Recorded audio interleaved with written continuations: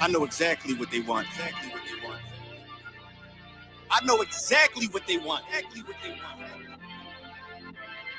Just be patient.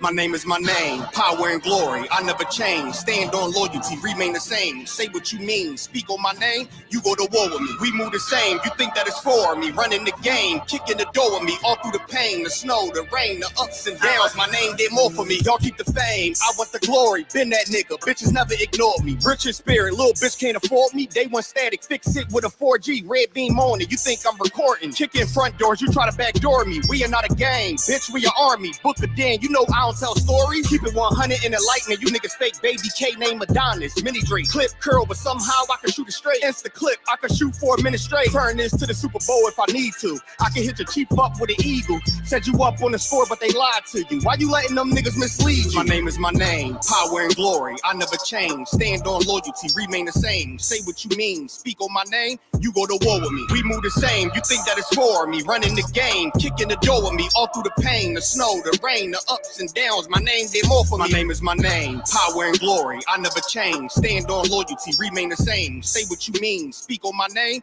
You go to war with me. We move the same. You think that it's for me. Running the game, kicking the door with me. All through the pain, the snow, the rain, the ups and downs. My name did more for me. You won't see it coming. I move like a crook, a thief in the night. So watch what you put. My aim precise. These bullets 12 inches long. A block away, I could take off the foot. Ask me no questions if you know my stance. Bitch, I'm the man, so thanks in advance. They mean a rifle on top of a tripod. If they ever tell you I was taking a stand, they got run up on me, but I'm way too advanced. Spinning with choppers, turn you into a fan. Can show you the steps, but won't hold your hands. They thought they could stop me, it ain't go as planned. How I get this far? Cause I took a chance. Really got ranked, keeping it a band. This ain't what you think, better think again. This ain't what you think, you better think again. My name is my name, power and glory. I never change. Stand on loyalty, remain the same. Say what you mean, speak on my name. You go to war with me. We move the same. You think that it's for me. Running the game, kicking the door with me. All through the pain, the snow, the rain, the ups and downs. My name did more for me. My name is my name, power and glory. I never change. Stand on loyalty, remain the same. Say what you mean, speak on my name.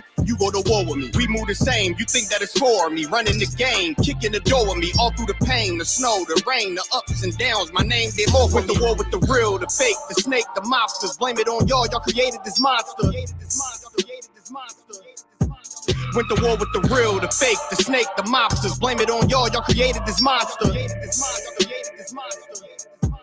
Went to war with the real, the fake, the snake, the mobsters. Blame it on y'all. Y'all created this monster. Went to war with the real, the fake, the snake, the mobsters. Blame it on y'all. Y'all created this monster.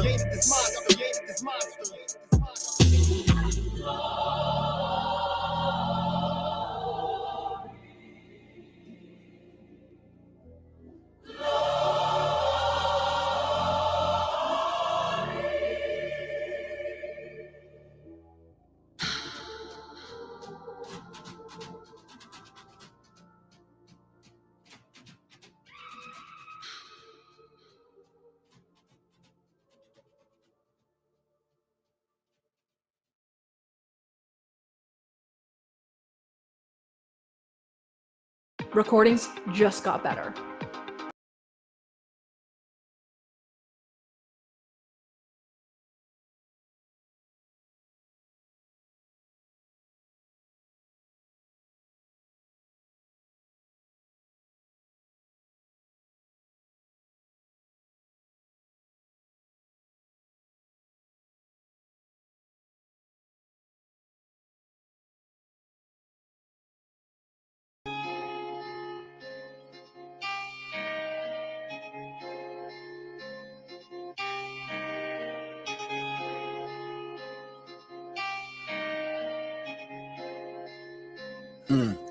I've been lied to my whole life.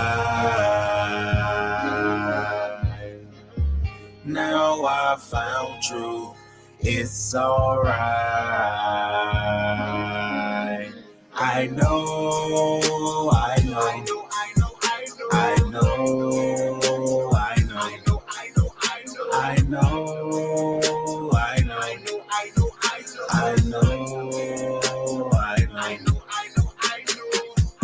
I've been lied to my whole life.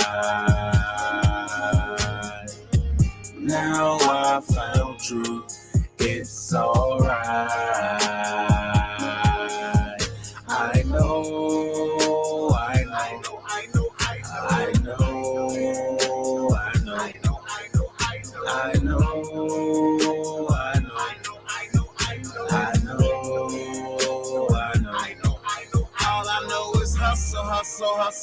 hustle, hustle, hustle.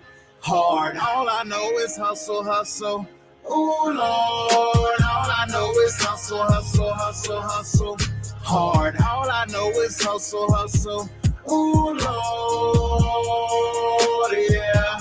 Ooh, Lord, yeah. Ooh, Lord, yeah.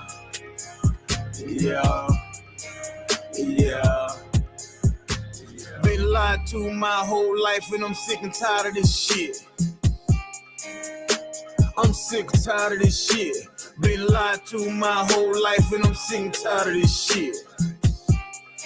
Somebody sick and tired of this shit. Hey, since day one they lied to us and we wasn't shit but slaves. But I found out what I found out, it was right there in my face. The preacher man, he lied. My mama, daddy didn't know, so I'm boxed in by lies. How the fuck I'm ever gonna grow? Hey, when the night falls and the lights out, you be reaching for some help. But when the real shit is bullshit, you be reaching for what's left. None of the lies gonna make it, you can read it for yourself. Here's the truth, you can't fake it, you need to find it for yourself. Nah. And nah. Oh, I've been lied to my whole life. Now I found truth, it's alright. I know.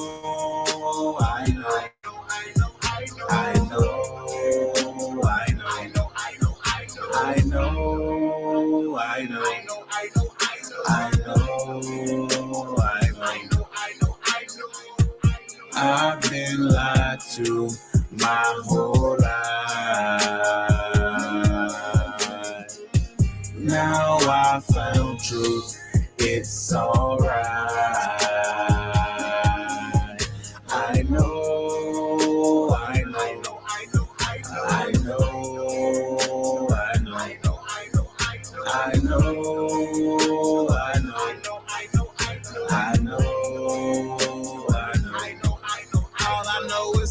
Hustle, hustle, hustle, hustle, hustle.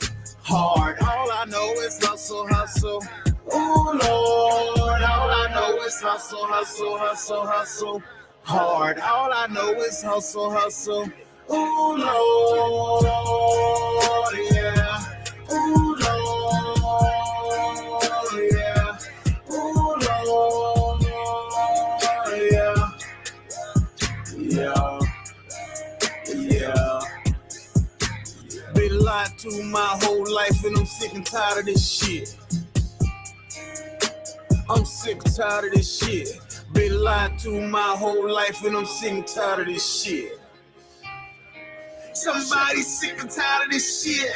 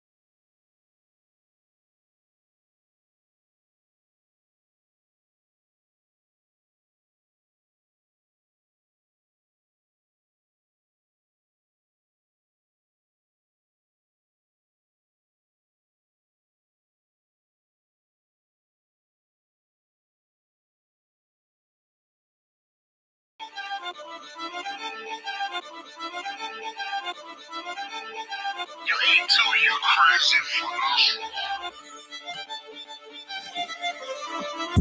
Big soldier, nigga. Just give me a reason. Fuck peace, getting even. Won't beef with fear. Take it over, nigga. Let me make it clear. They want the cloud, we want the zone. That's the way it is. I'm about to start a fire. Whole team full of riders. They be dead on the ride, boy. Ain't gon' be no survivors.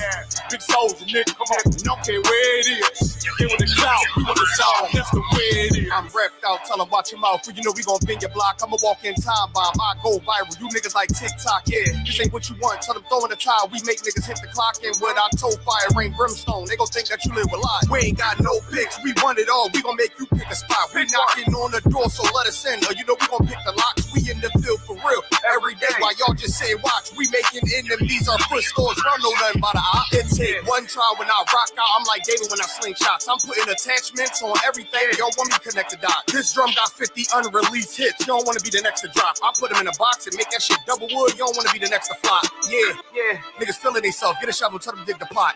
Can't fit you and your man's in it. Just tell them get a bigger box. Cause I'll put you in one and knock you out one. Call him my nigga knock. I'll put your song on, cut it on mute, and then tell you that shit was hot. Big soldier, nigga. Just give me a reason. Fuck peace, getting even. Won't beef with fear. Take it over, nigga. Yeah. Let me make it clear. They want the cloud, we want the zone. That's the way it is. I'm about to start a fire. Whole team full of riders. Nigga dead on the ride, boy. Ain't gon' be no survivors. Yeah. Big soldier, nigga. Come on. Don't care where it is. They want the cloud, we want the zone. That's the way it is. Big soldier, nigga. I come in the name of the boss. So my niggas that is wartime. Already weigh the coast. That point shoot bitch. Red Dead Redemption. Got them niggas scared to whisper. Is you with us or against us? Can't stop to the zone lock. I don't think get the picture. It come from my head, I'm giving them lead. The preacher give him a scripture. Flow cold style vicious. Niggas sweeter than the missus. Got soldiers posted. I put them on your roof. Merry Christmas. Bring hither and slay him. Got the Glock, got the book of loot. Keep it stick like Dumbledore. Play dumb, I'ma let it loose. Call my gun harmony. Call my main bitch Betty Boop. He the truth, I'ma need the proof. Got stripes like Beetlejuice.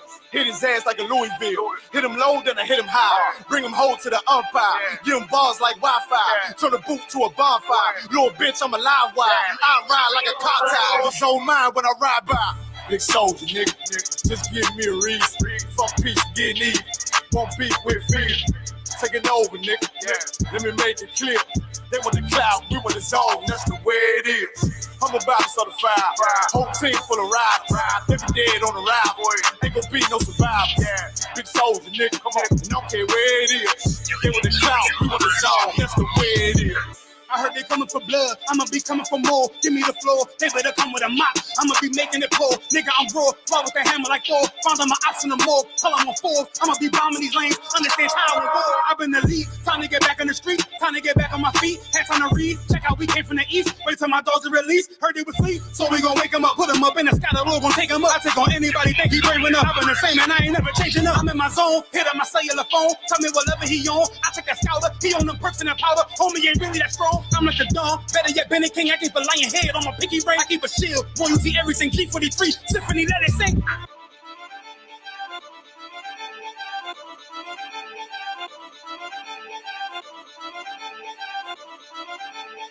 You ain't too you crazy.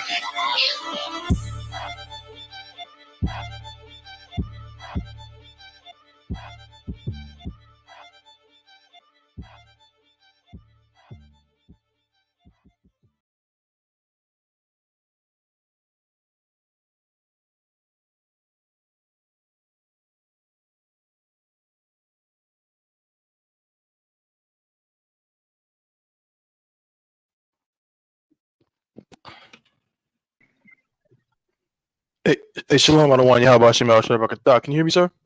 Hey, Con, I can hear you. Oh, sorry, in Christ. What's going on, sir? What's the word? Not much, man. Hey, same old. White man's the devil. Damn right. Hey. Kicking things right off. You damn right, Adawan. We're going to talk about some stuff today, man. Adawan, you say it every week so perfectly and strongly. How much the oppressor is the devil the Bible speaks of. But ooh-wee, the stuff I've been hearing about today, some of these articles and topics we got, is just so much. Just shows how much of the devil he is. Like, it's like, ooh-wee. You know what I'm saying? Khan, Salakia. Shalom, brother. Shalom, Cap. What's going on? Hey, Shalom. How about you? What's going on? Hey, what's going on, brother? Shalom, Cap. Shalom. What's up? Hey, Shalom, man. You know what I'm saying? Big priest all up in the building. What's going on, bro? Hey, you know, same old, man. Slow motion better than no motion, man. Damn right. Most High in Christ, man. Let's get. I think Yarmak is just having some technical difficulties on his side, but he should be with us shortly as well. All Let right. me just get some of these things out of the way, Salakia. Bear with me, just a moment. Yeah. Okay. Hey, man. We back up in the spot, man. All right. We back up in here. Chain Breakers Podcast brought to you by the I.S.U.P.K, the Israelite School of Universal Practical Knowledge, start out of 1 West 125th Street, Harlem, New York, under Commanding General YAHANNA. You understand? We've been teaching the truth of the Bible since 1969.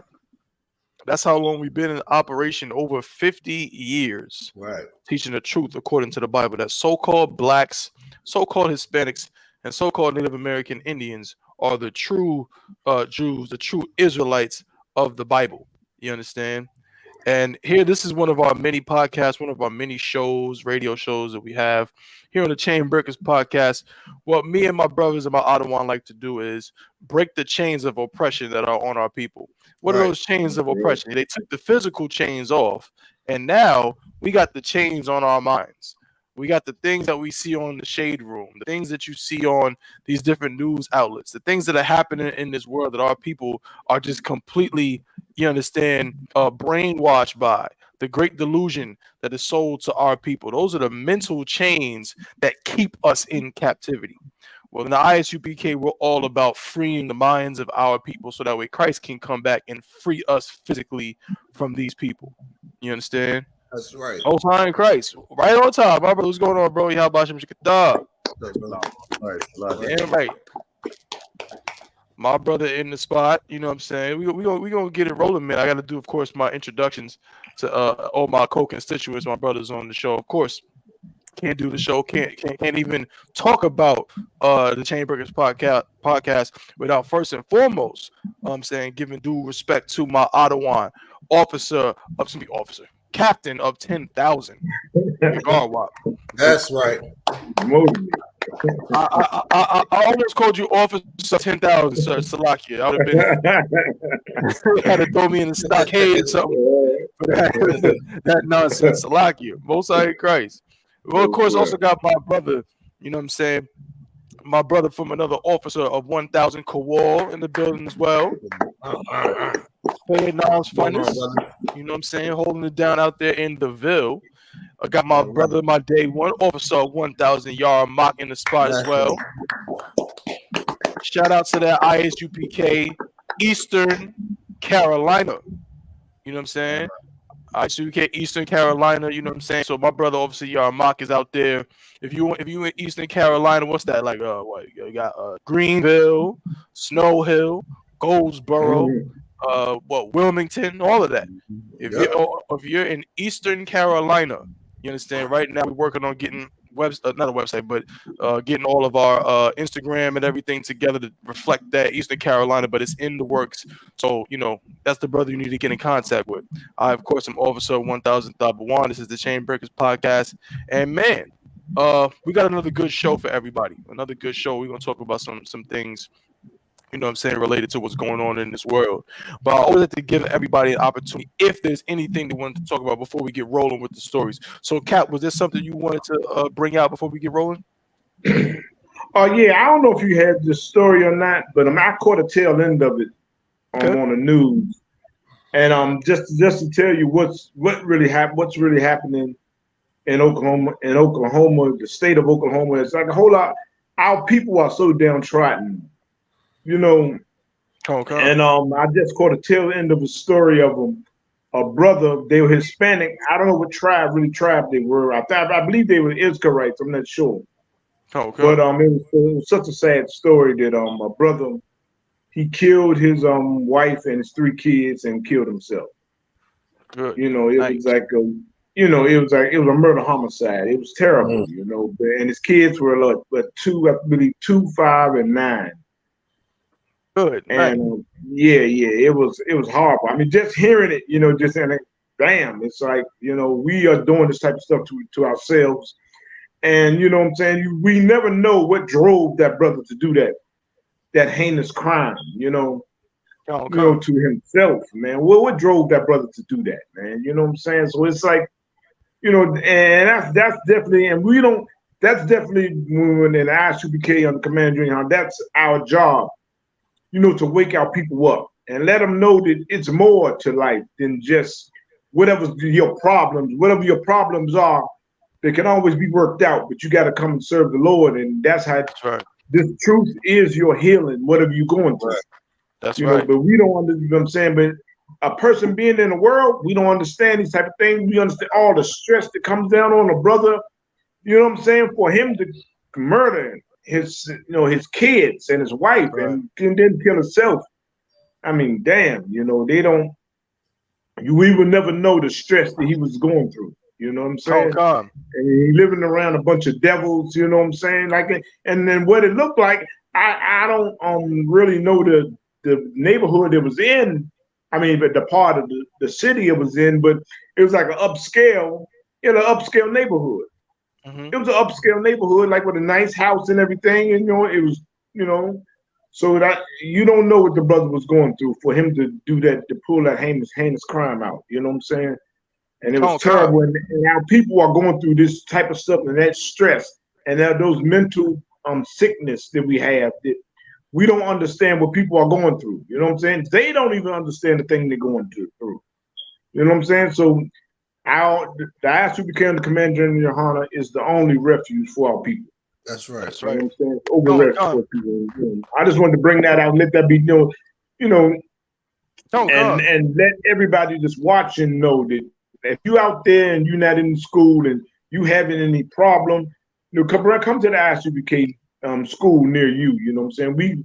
We can work those problems out with you. You know what I'm saying? That's right. It's like, that's right. You don't have to come to. That's not the answer and the solution to any problem.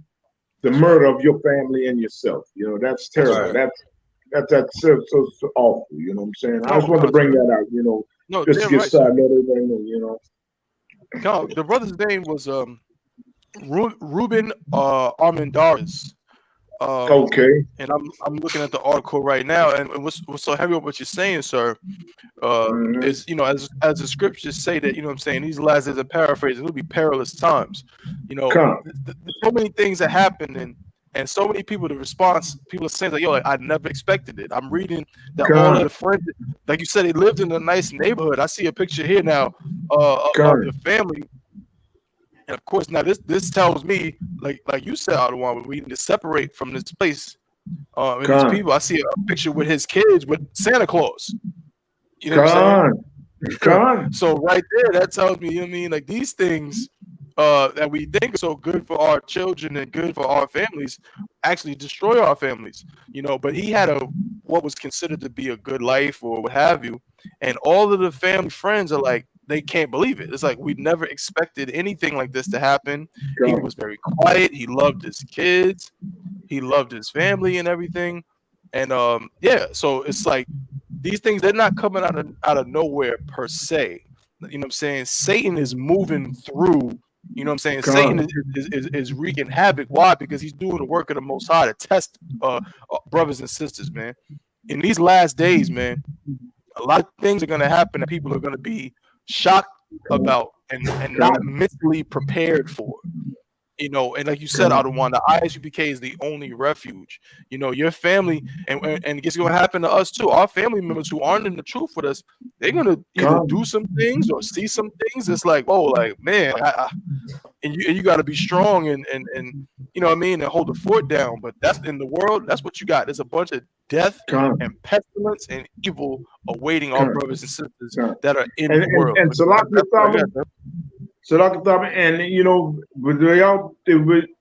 of talk about mental illness.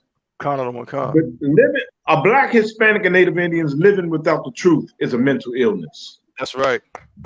Loving America is a mental illness. Right. That destroys you. That's death. Go ahead, brother. No, that's real heavy, sir. That's real heavy. Calm. I'm trying to think. Don't want to run this clip here. Salakia.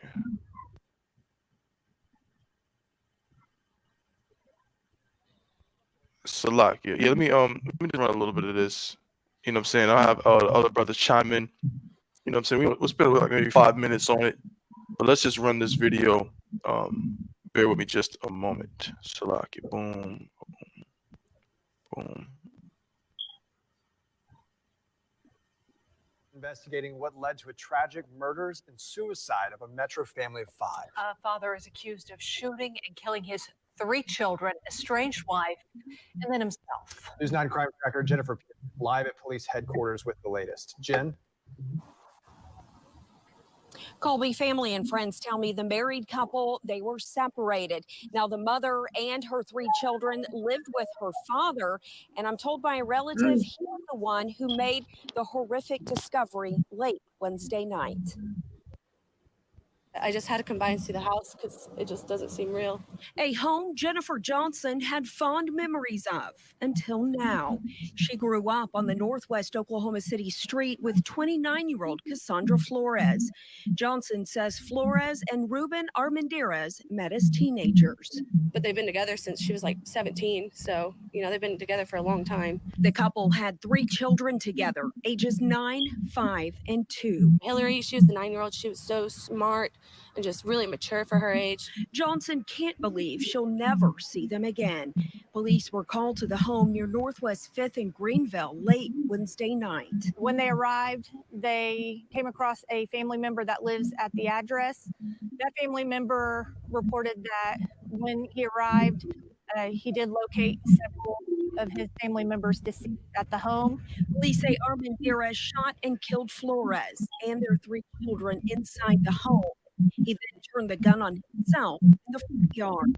It's just not real. I mean, I never expected that of Ruben at all. Like he was so quiet. She knew the couple was having problems, but never thought it would end like this. She said that he was just bothering her a lot and was more worried about her than the kids, and that he was really depressed. And the family has started a GoFundMe to raise money for the funerals. That information will be posted on the News 9 app and website. Live at police headquarters, Jennifer Pierce, Oklahoma's own News 9. Yeah. Man. Very sad. Yeah, come on. That's crazy. And now I see. I didn't know about the part about them separating everything. You know. Like I said, but it's like, you know, and that's another thing we have in the I.S.U.P.K. We have marriage counseling, you know, we have counsel, you know, to work those things out, you know, man. But what people are going through, it's terrible what our people are going through. And this comes out, this is the only solution the brother could come up with, you know, right? Is the murder of his family and himself, man. Okay. Yeah, very, very, very, very tragic stuff. You know what I'm saying? But before we move on, did anybody want to comment on this particular incident before we move on to the next story? That's crazy, man. We want to that story. That's that's a rough one. You know what I'm saying? But yeah, that's not the solution. You know what I'm saying? Yeah. As Captain Garwap said, it's the only safe haven for Blacks, Hispanics, and Native Indians. And as Black men, Hispanic and Native American Indian men, it is important for us to show a certain element of strength. Our families rely on us for strength, and this is the exact opposite of strength. You understand? Not saying that, you know, the brother, whatever he was going through, was probably very real to him, and you know, he was probably very hurt. I don't know, you know, maybe the separation was too much for him. I'm sure he loved his wife, and you know, maybe he found out shit. I'm not saying I didn't say so. Don't quote me and say that I said that he cheated on him. But you know, maybe he had an inkling that she might have been dealing with a new man or something like that, and he went off the deep end. But that's not the answer. Those children absolutely did nothing and had nothing to do with this. And you know, murdering your wife or whatever. If she want to go be with another man, let her go. Whatever. If she want to be a whore, it is what it is. But this is not the answer to that problem. You know? But Most High Christ, the water for that, Cap. The water for that. That's heavy. We're gonna if anything more comes out on that, we'll definitely be on top of that story going forward. So lock your Cap. I think I'm getting a little bit of feedback on your end. So I'm just muting you for now, but if you need to be unmuted, you can just go ahead and unmute yourself at any point. You know what I'm saying? But I think just because I know you use your phone, and I think maybe some the feedback from the table just kind of is like a little bit of an echo. So Salakia, sir. But Most High in Christ, we're gonna get into some things for today that's pretty crazy. We're gonna try to trust. We got a lot, so we're gonna try to be fast. Yarmak, you sent me a few stories. A lot of the stories we're talking about today, obviously Yarmak been on top of it. This first one, I used it. Who is familiar with Pinkydoll? Groceries. Anybody know Pinkydoll? Pinkydoll. Is that the one on TikTok making them weird noises? I had no idea. So you were up on it. I didn't know nothing. I heard the name of the last few days. I keep hearing this Pinkydoll. I thought they said something else. I was like, whoa. Good night. You're right. I know what you're talking about, but you're right. She not far off from what you're talking about too, because apparently, so this whole NPC TikTok thing. All right, if y'all are not up on this, it's this. Okay, so I'm gonna try to break this down. Y'all you might have to help me out at some points as I try to just cover this concept to get a basic. I'm gonna show a little clip right here. Hold up. Let me show a little clip. This is a brand new genre of content creation. So y'all take a look at this. These people are getting paid crazy amounts of money, right, Yarmak? I mean, yeah, for what they doing, it's ridiculous. I mean, put it like this. They're getting paid anything. For what you're about to see, the fact that anyone would pay anyone to do this, you're going to be sick about the fact that you have to go to your 9 to 5 tomorrow morning, okay? So this is what's happening, all right? Y'all can see that on the screen? Here we go. Okay. Let me know if it's up. Okay. So I'm press play on this joint. Let me turn down the it's already on 360. That's fine. Lollipop. Now spicy. Ice cream so good. Yes. That's Pinkydoll. Ice cream so good. Ladies and gentlemen, boys and girls. Yeah. So those little weird things you just saw right there. Yes. Ice cream so good. Okay. I know everyone's confused. What the hell is going on? Well, y'all might again correct me if I'm wrong. When I think of an NPC, right? And when you play certain video games, right? NPC is short for, I think, non-playable character or non-something like that. And it's simply like, let's say I'm playing some kind of RPG game. I am my character. Then there are other characters that are in the game that are not being played by a person. It's just it's an NPC. It's a computer generated, thing that's just there to fill up space in this digital world that I'm playing in. And so usually with these NPC characters, they're only programmed to have a certain amount of saying. They only say but so much. They can only do but so much. Okay, I get it. So you'll just have an NPC. I'm running through the town, and some NPC over there is like, "Oh man, I gotta stop drinking." Like in Grand Theft Auto. "Oh man, I've been drinking again." "Oh man, I gotta stop drinking." "Oh man." Yeah. Right. So this new trend is, for whatever reason, people are paying content creators on TikTok to pretend to be NPCs, to just stand there and act robotic and say some little phrase over and over again like they're not human. Right. It's the biggest craze. Am I missed something, Yarmak? Nah, I mean, I think what they're getting off is that they're using their money to be able to control the NPC. Right. So I spend $20. $20 means race car. I can make the NPC say vroom vroom so fast, vroom vroom so fast, over and over again. And that's which is stupid as hell. But I guess that's how they make money, So you're right. You understand? That's that. Okay, no sweat. Well, one of the most popular TikTokers in this whole craze of the NPCs is a woman by the name of Pinkydoll. Okay, Pinkydoll, you actually just saw her in that short clip. You just saw her. She was the one saying ice cream so good. Lick, lick, pause, right? The ice cream so good is like her TikTok catchphrase. It's like a meme. she's, again, like I said, she's probably the most popular of these NPC types. Okay, so let me get this picture up here of her up here. This is wild. Bear with me just a moment. And the NPCs, of course, they wear little different costumes because, you know, on TikTok they got the little, you could put like a fake hat on, and a fake mustache, and all these kind of things. Well, right now she's in a little bit of a rut because in addition to her NPC, she makes $10,000 a day on TikTok. By the way, God damn. Yeah, she makes $10,000 a day. Okay, but recently there's been a bit of a scrutiny on her side because she has an OnlyFans. She doesn't just have a TikTok. She has an OnlyFans. Okay. And she is very, very upset. I'm gonna try to run this clip of her talking about what took place. Okay. Bear with me. She's very upset because apparently her OnlyFans content has been leaked. And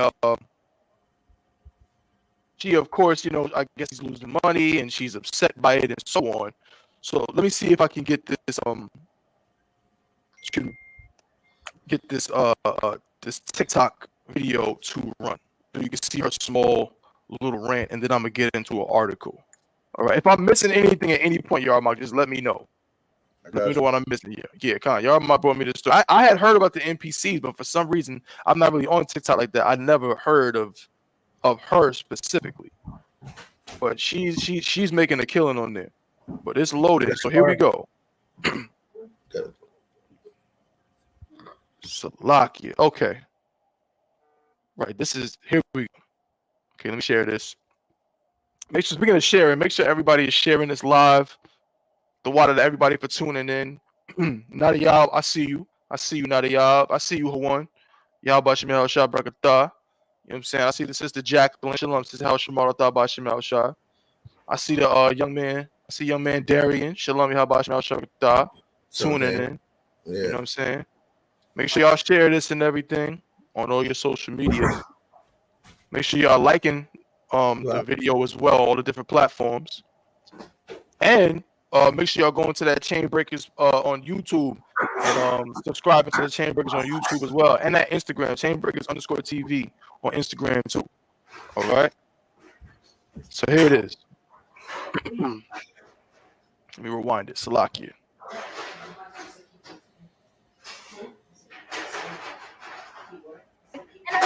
I'm pictured. And what I see, there's a lot of page. You keep swiping and swiping. Don't stop. It don't stop. And I see all this website. How dare you? You're gonna let other people put my face, my body out here doing stuff like that? How dare you? Without asking an ID. Where's the ID terms? Tell me that. What's up? I'm gonna tell you something today. I'm gonna sue all of you. All of you are gonna sue you. I'm gonna sue you. Y'all wanna play with me? You allow other people post Pinkydoll? Really? Because you know you're about to get paid? Well, guess what? I'm about to get all that money. All that money. Damn. She is saying she's suing everybody. Everybody's getting sued. Because this is an article on over the last month or so on TikTok, an increasing number of influencers have turned to NPC live streaming as a way to bring home tons of extra money. Pinkydoll was the creator that helped make NPC streams go viral and has revealed how much she brings home on TikTok on top of Instagram and OnlyFans. Since the video was uploaded, it has continued to go viral, amassing almost 3 million views in the process. In the clip, Pinkydoll says that she searched Pinkydoll naked on Google, clicked pictures, and found a bunch of websites hosting her leaked OnlyFans content.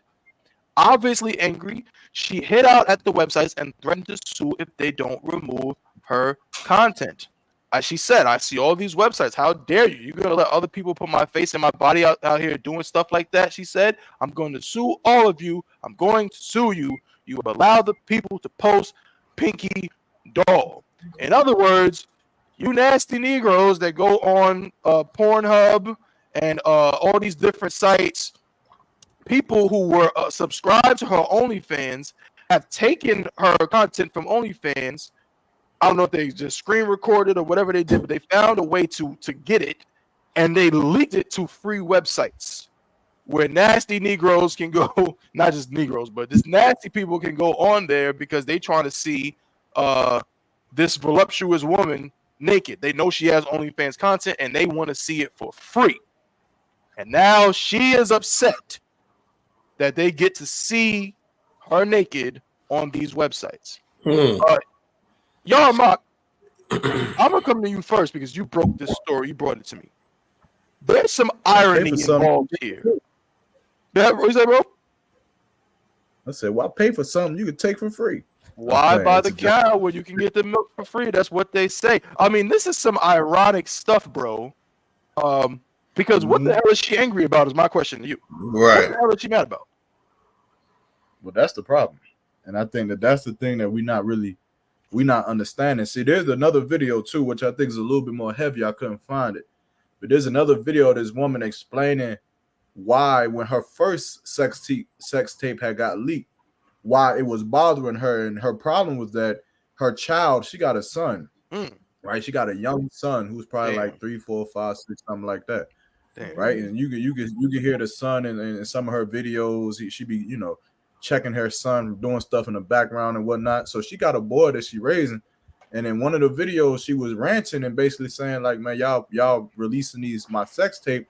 Like, what happens if my son grows up and then looks online on the laptop at the computer and see, his mom having sex and doing inappropriate things on the internet? The problem is that you're mentally retarded. That's the problem. You're not understanding that if you put sex videos on the internet, your son is 100% going to see it. That's right. That's about as simple as I can put it. You understand? Like we fall in love with this whore's lifestyle because of money, because of greed. That's you right. Understand? For mammon, we fall in love for it, but then we don't really think about the repercussions of what happens. And a lot of people, I think there was another story too. I wish I would have got it because it would have been good to go with this. But I think that there was a child who recently committed suicide, because he was getting picked on in school by his friends because his mom had a OnlyFans, and the kids was showing the OnlyFans in school to everybody, and that kid killed himself, man. You understand? Like this is the outcome of the lifestyle that you think is okay. And all of you sisters out there who try to appropriate, you understand, the whore's lifestyle, they call it with like the sex worker lifestyle, right? They try to appropriate it, make it seem like that it's okay. You're just selfish and you're slow. That's right. You don't understand how what you do with your life affects the people around you. That's you don't right. understand it. And at some point we stopped. We got far away from bringing honor to our families, bringing honor to our house. Right. I mean, even when I was coming up, and I'm younger, so I know when I was coming up, it was probably, getting taken out. But I still remember, like getting in trouble, and the teachers would say, like, you think your parents would be happy about you doing this? You think your father, you think your mother would be proud of you behaving this way? And the answer is no. But when did that change? Like, why do you believe that your mother, Pinkydoll, wants you to be posting sex tapes on internet? Do you believe your father wants you having sex and posting it on Twitter so that the whole world can see? Or better yet, do you think your son wants that? Do you think your child wants to have to go to school and know that everybody in school at lunchtime is going to be at the table passing around a phone of his mother having sex? You understand? Like that is traumatizing. I couldn't imagine. I would have either been dead or in prison. Yeah. I would have been dead or in prison if somebody would have came to me at a lunch. Like, do you know how bad people get picked on in middle school, high school because of the shoes they wear? You know how bad they get picked on because of the clothes they wear? How bad do you think they're gonna get picked on when their mother is a hoe publicly? That is traumatizing, man, and that'll make a kid kill himself. And that's the problem with like Pinkydoll, because they promote this lifestyle, they try to appropriate this lifestyle, but this is going to tear down black people even further, and that's That's a right. problem. But I ain't gonna be long. No, that's damn right. Damn right. And I'm coming to the Ottawa and the Officer Kowal as well. But what you're saying is so heavy, Yarma, because I mean, I hate to say it. How do I say this kindly? A lot of bitches are stupid. Most of them are very dumb. And like you said, you have to be some kind of an idiot to sit up here and put that persona out and think that your child is never going to see it. When it should be evident that your child is going to see it. And, I mean, because everything else leaks, doesn't it? I mean, we've seen what happened with, I mean, that didn't really, I mean, she did that on purpose, but I mean, your Kim Kardashians and all these kind of people, this is the world that we live in, and the access that these kids have, I'm old as hell. So when I was coming up, I didn't have a cell phone. And when I first finally got a cell phone, there was no way that I was going to be able to watch OnlyFans on it because the screen was about this small, you know what I'm saying? And, we couldn't do those things. But nowadays you got kids running around with, with iPhones and different types of smartphones. You know what I'm saying? They got laptops, they got iPads, they got all of that kind of stuff. And of course, kids are curious.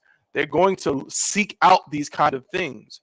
So you have to be, not only are you an idiot, but you're a selfish bastard. You're selfish and you only care about yourself. Because your child is going to, even if no one sees it, they're going to find out what you do. People are going to know mommy's on TikTok with her breast out, pretending to be an NPC, saying ice cream good or whatever the hell it is she's saying, which is still embarrassing. You know what I'm saying? And you don't care, you don't love your children enough to not do, you know what I'm saying, those kind of things. You love yourself, and as Officer Yarmak said, you love money so damn much that, you know what I'm saying, you will bring shame to your household, to your family, to your father. You know what I'm saying? You'll bring shame just for $1. Yeah, I seen that kitchen she got in the background. That's a nice kitchen. Looks fully furnished. But now look, you're an embarrassment. I'd rather have my pride. You know what I'm saying? I'd rather have, you know what I'm saying, like my character be intact than to have all the money in the world and you literally got to whore yourself out. This is absolutely disgusting. But Cap, did you want to make a comment on this particular thing here with this whore?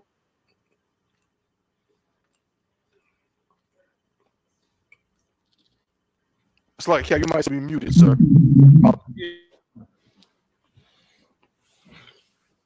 me unmute you. Hold up. I think Cap, you still muted. You gotta unmute yourself, Cap. Salaki. Hey, Salaki. Can you hear me now? I hear you now, sir. Okay. It's so many things. You've seen it once, you've seen it again. You'll see it a thousand times. Right. The things Israelite women would do for money. The things we would do for money, you know what I'm saying? It's precepts in the Bible that tells you don't prostitute thy daughter. You know what I'm saying? And you get the women, they prostituting themselves. It's like, it's crazy. You know what I'm saying? It's crazy what they would do for likes. And, are following on social media. And you know what I'm saying? And like, what do you think what do you think? They're gonna find a way. If you out here prostituting yourself, getting money, other people gonna get money too. You know what I'm saying? And without you even knowing. That's right. And your kids are gonna see it without you even knowing. Come on. You gotta be a big dummy. Even raise an eyebrow. That's right. You know what I'm saying? You gotta be a big dummy, you know what I'm saying? And that shows how stupid they are. And just really it's out of control, That's right. And nobody, it's a sinful kingdom. It's a sinful kingdom, and it turns our people. We are such torn apart, without the truth of the Bible and following the Most High. Oh, come on, this stuff happens a dime a dozen, man. You know what I'm saying? You got sisters like this and they doing this. Come on. The scripture say the land don't want the land to fall into hoarder. Well, in America, this land, that's right. It's been falling into hoarder.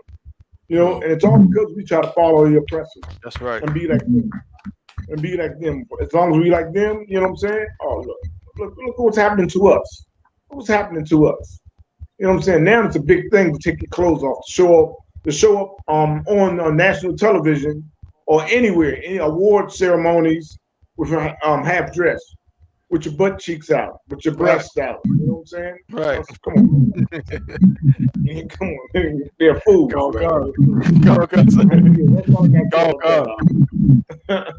Damn right. Officer Kowal, were you familiar with these NPCs and such? Man, I wasn't too familiar with it because I like TikTok, but I'm not really on it like that. But I did hear what's the hell? Some black dude, one of the brothers was making fun of those NPCs. He was like, chicken wing good, hot sauce. It was funny, you know what I'm saying? More Hennessy. You know, it was funny as hell, but I understand it. You know, it's just, is she a heathen? I think I seen her her name sounds like more kind of heathenish. Mm-hmm. I'm not too sure. Yeah, but I'm not sure where she's from. She's from Quebec. Yeah, but she knows a lot of heathens out there in Canada. Yeah, there's a lot of heathens out there in Canada they look like Israel. You gotta double check. Mm-hmm. A lot of Africans migrating to Canada a lot, but that's a fact. Yeah, hella Africans. There's a lot of West Indies there, West Indians too, but hella Africans in Quebec. But what I was saying is, this is delusional, man. Like, how the hell you gonna do a video or anything sexual and then think it's not gonna get leaked? This is the age of everything gets leaked, from mixtapes to your mama's video to everything gets leaked. So I don't know. Your love letter in school got leaked. You know what I'm saying? Like, what the hell do you think was gonna happen? I just don't get it. Like, this shows how delusional women are, and just the nerve that she's upset about it. And you're a whore. I mean, you're nothing. So like, what does it matter to you anyway? Like, nobody thinks it. Even that whole NPC thing is what she's doing is rooted in sexuality and sexual deviance anyway. All that goes right along with the whole anime and the weirdo kids, jacking off at the computer. Imagining her saying their name or something weird. It's all rooted in this little weird little nasty box of sexual deviance. What she's doing anyway. Because who the hell is paying for her to say more ice cream? What the hell is she saying? Who's paying for that? Right. Whoever's doing that is looking at her breast bounce up and down. They're looking at her, imagining anything weird and nasty. And most of these are anime nerds, the type of nigga that runs to the cafeteria with his arms in the air. Like, who cares? You know what I'm saying? Like, you know that weirdo kid that when the bell rang, he ran down the hallway like this. Like, Naruto. Yeah, Naruto. Whatever the hell. Like, come on. I don't even watch. It's all BS. Hey, don't hate on the anime core. Don't do it, bro. Don't do it. Yeah, I mean, I tried. My son's into it. I did watch one. I did watch. Death Note was pretty dope. Yeah, I'm a rookie with the anime, man. How can I say? No sweat. I got you. I just feel like I get kids watching it, but I'm still trying to wrap my head around adults really getting into the cartoon. The movies, I respect it. But I can respect the storyline, but all that's in this bag, like this whole thing, whoever leaked it is an anime fan or sicko or some kind of sexual deviant. Whoever watches her and pays her to say ice cream good, they're all sexual deviants. And they all need to, put some gear on, put some cologne on, go to the bar, pick up a real woman. I guarantee half these dudes have electrical women or AI blow up dolls with these big stupid balloon breasts in their closet. Like, it's just sick, man. Just sitting in the room jacking off all day, playing video games. Their mom has to bring them their food to the laptop.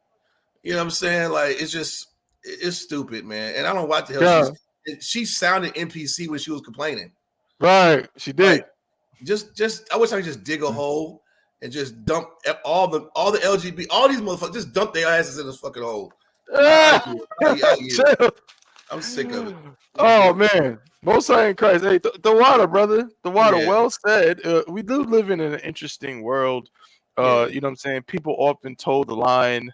You know what I'm saying, with their sexual desires or whatever. And if I could, we're not trying to make fun of you, Ak. We're just trying to tell you that real vagina is better. That's all we're saying. Is that real box is good. That's what you need to do. The digital anime Sailor Moon box, you know what I mean? Like, it's not better than real black woman with real boobs in your bed. Okay. No, so you telling this woman who would not give you the time of day to say ice cream lick good, whatever the hell she's saying, Paul, is again it's unmanly. You know what I'm saying? It's like, it's just get you a real woman out. That's all. That's all the brothers is trying to get you to do in the Ottawa. That goes to Get show you a real woman. How sick this country is. How a woman like that can make 10 grand saying something simple, but having sexual energy on TikTok, and she gets paid 10 grand for that. Right. What this place needs to just explode, man. It almost makes you angry to even hear that. But you know what? It's not hating on her hustle. It's this how sick this place is. We can capitalize off of, a bunch of rejects, a bunch of sexual deviants. That's what I'm saying. I mean, I gotta blame her for being a whore, of course. She is a whore. She's taking advantage of these sexual deviants. They got a problem. But these cats, I can't. You sick of war. I can't respect these cats. Yeah, Cap. Hey, Shalak, did you say? I run that, but did you say she makes 10 grand a day or a week? What is it? It's like 10 a day. A day. 10 grand a day. 10 grand a day? Yep. One day. Come on, man. Come on, man. Come on. Yes, wow. It is like, all for what? God damn. So yeah, you mean to tell me you get that many freak niggas? Yeah. That many freak niggas out here. Right, that's what it is. I'm saying, bro. I don't respect these freak niggas. They're weird. You get that many weirdo freak niggas that she can make 10 grand a day? God damn, man. I mean, well, like I said, the land has fallen into order. God damn. Yeah, it is. Damn right. Oh, you. All I'm saying is she's a whore and she is wrong. I'm not denying that at all. But you couldn't get none of my niggas with that. Like, nobody I know was paying that money. Like, so the money part, I'm like, yo, like, okay, it's like I never understood dudes who went to strip clubs. Strip clubs are unlawful. You cannot do that. You cannot go to the strip club. But even in the world, I never understood that. I'm like, so you gonna throw money at this broad just to see it? Like, it was always weird to me. It is sick. The strip club's a little different though. This is real women. I get it. It's also sexual deviant, and I'm a big proponent of defund the strip clubs and get rid of them. For sure. That is a disgusting lifestyle that I thank the Lord I came out of. But I do understand why niggas go to the strip club. And this is not NPC chicken wing good. This is not that. This is, I mean, is it much different? It's a lot different where you can get chicken wings and see some tail. That's different. Hey, Salakia. Salakia. But the strip club, it was real women. Yeah, it was real women. I mean, hold on, though. Technically, I mean, she is a real woman, and people are paying real dollars, and she's getting I'm from New York. You understand? They don't strip club like that. It's not a real strip club. Hold on. Hey, look, I feel you. No sweat. It's different. I got you. One thing I do have to say though is the comparison or like the connection is giving your money and she not doing nothing for you. Like, it's like you're an idiot. You're just dumb. Like, it's sick. It's sick and perverted. It's very sick and perverted. You know what I'm saying? It's sick and perverted. And like I said, we can't look only when you come into the truth. And you look back on things and be like, "God, yeah, damn, going to that strip club was some crazy ass perverted shit." You know, crazy ass. You know what I'm saying? Even if you get the box, that's really perverted. It's like it's prostitution. It's sick. It is. Sick. You know what I'm saying? And we sell it in the world. And you can't see it until you come into the truth. That's you come to the truth. Like, thank you. You can't see it. You know what I'm saying? Yeah. And you can't see it. Man, you hear them brothers talking about you like, goddamn, you know, goddamn, I was that freak nigga. You know? Right. Hey, no sweat. Well said, Cap. From that perspective, you know what I'm saying? I can kind of gather your meaning. But it's a very interesting thing, of course, as everybody's been saying. It's very freaky and weird. You know, and that's what the unfortunate part too. If I can say this before we move on is, you know, we're kind of trained to do this. You know, we're trained to look. I remember when I was a kid, you know what I'm saying, and I got started early watching that nasty, you know what I'm saying, pornographic stuff. And I remember when another kid would say he didn't watch porn, we would make fun of him. Yeah. When he was like, we would say something about watching some nasty, you know, stuff, and he'd be like, "Oh no, I never seen it. Or I don't watch that stuff." He'd be like, "Nigga, you gay? Like, why you not watching it, bro? That stuff is good, man. You don't like girls? You know what I mean? Come to find out, he was the one that really liked girls because he was the one dealing with them. Right. He was the one actually going out and dealing with the girls or whatever, while we was sitting at home watching some, you know what I'm saying, woman 20 years older than us, just, you know what I mean? And that's the crazy part about that culture, that disgusting. It's very childish. It's very immature. It's disgusting. Get a real woman. Deal with real women, your wives. Right. If you have sex with them, that's your woman, all right? And a lot of brothers, you know what I'm saying, I'm going to move on Salaki, but I just got to throw this out there, Salaki. A lot of brothers, you so caught up mentally on that pornographic nonsense, you can't even deal with your woman. Right. You can't even go out there and give your woman, you know what I'm saying, the proper loving she needs, because you sitting up there thinking about Pinkydoll. You got Pinkydoll on your brain, and now your woman's sitting up there, she's standing right there, and you can't even give her the proper loving she deserves because you got Pinkydoll on the brain. You know what I'm saying? So yeah, get up out of that filth, get up out of that nastiness or whatever. Change your damn life, man. Most High in Christ, moving right along. All right. So this story is another story. Guns and butter. Oh, Guns and butter. Hold on, y'all. You said guns and butter. What about guns and butter, bro? What's the next? Is that like a hint for the next story? Guns is a real. Say what? The guns is a real woman. That butter is that NPC. See, I needed you to give me the breakdown, bro. You can't just say guns and butter like that. I'm like, what the hell is he talking about, bro? So yeah, so guns. That's the difference between the real woman and that NPC. So guns is good, right? Guns is good, butter guns bad, is good. right? Get you some guns. Yeah, guns good, butter bad. That's the new NPC saying. Guns good, butter bad. Guns good, butter bad. That's what you should be following. You understand? And there's another article that you sent me, Yarmak. You sent me this last week. We didn't get a chance to go over it, but we're gonna go over it today. I want to make sure this is the right one, too, as well. Let's make sure we get them likes up. I'm not seeing enough likes. Okay, brothers and sisters, I see y'all tuning in, and that's wow, that's great. The water for tuning in, everybody. But I need them likes up. Let's get them likes. And however many people we have actually tuning in, make sure you're liking everything. I see y'all on the YouTube too. Y'all on the YouTube.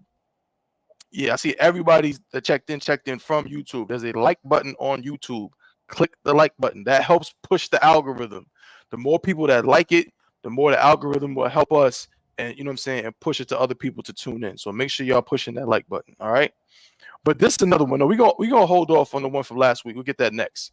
But this right here, this is a Twitter post. I know y'all heard about this, man. This is crazy. I knew something was wrong with this movie when it first came out. This brother Kurt Dog on Twitter said, "I'll never watch this movie again. I will never watch this movie ever again in my life. This ish is effing insane. It be some corrupt, supposed to be ass MFers in this world." All right. So if y'all can't see, open image in new tab. Bear with me. Check this out. Oh, not this one. Excuse me, Salakia. So that movie, The Blind Side, I remember that movie coming out. It came out like what, like 2000, around 2009-ish, somewhere around there. The movie The Blind Side was about this football player who came from, you know, very meager beginnings, and I guess this white family like adopted him. And, you know, while he was, you know, either in high school or something like that, or going to college, and they raised him like a son, you know what I'm saying, all the way till he made it to the NFL. There it is. Right? Michael Oher. Right? That's the real Michael Oher and the family that supposedly adopted him. Right? Well, apparently that whole movie was a lie. apparently that whole thing that they showed on there about him adopting him and treating him like a son and loving him so much was a farce, because he has recently said that the adoption at the heart of the Blind Side film was a lie. You understand? The former NFL star says he was never adopted by the Tuohy family. He has filed a lawsuit that claims the family made millions as conservators. They did not adopt him. They were conservators or something to that effect, right? I'm not sure exactly. Let's see what that is. Conservator. A person responsible for the repair and preservation of works of art, buildings, or other things of cultural or environmental interest. An individual who handles the financial or daily life affairs of a conservatee or a party deemed incompetent by a court. So what the brother is saying is they never actually adopted him. What they did was they filed papers to become conservators to be in charge or in control of his money. That's what they're saying. That's what this lawsuit is saying. I'm gonna leave the floor open. Does this surprise anybody? First of all, I want to let it be known that I hated that movie from the day it came out. Just so everybody knows that I always hated that movie. I never liked it. I always thought it was absolute trash. Okay, but floor is open. Has this news blindsided anybody? Is this a shocker that these Caucasians were lying the whole time and in fact never adopted him and only sought to take his money?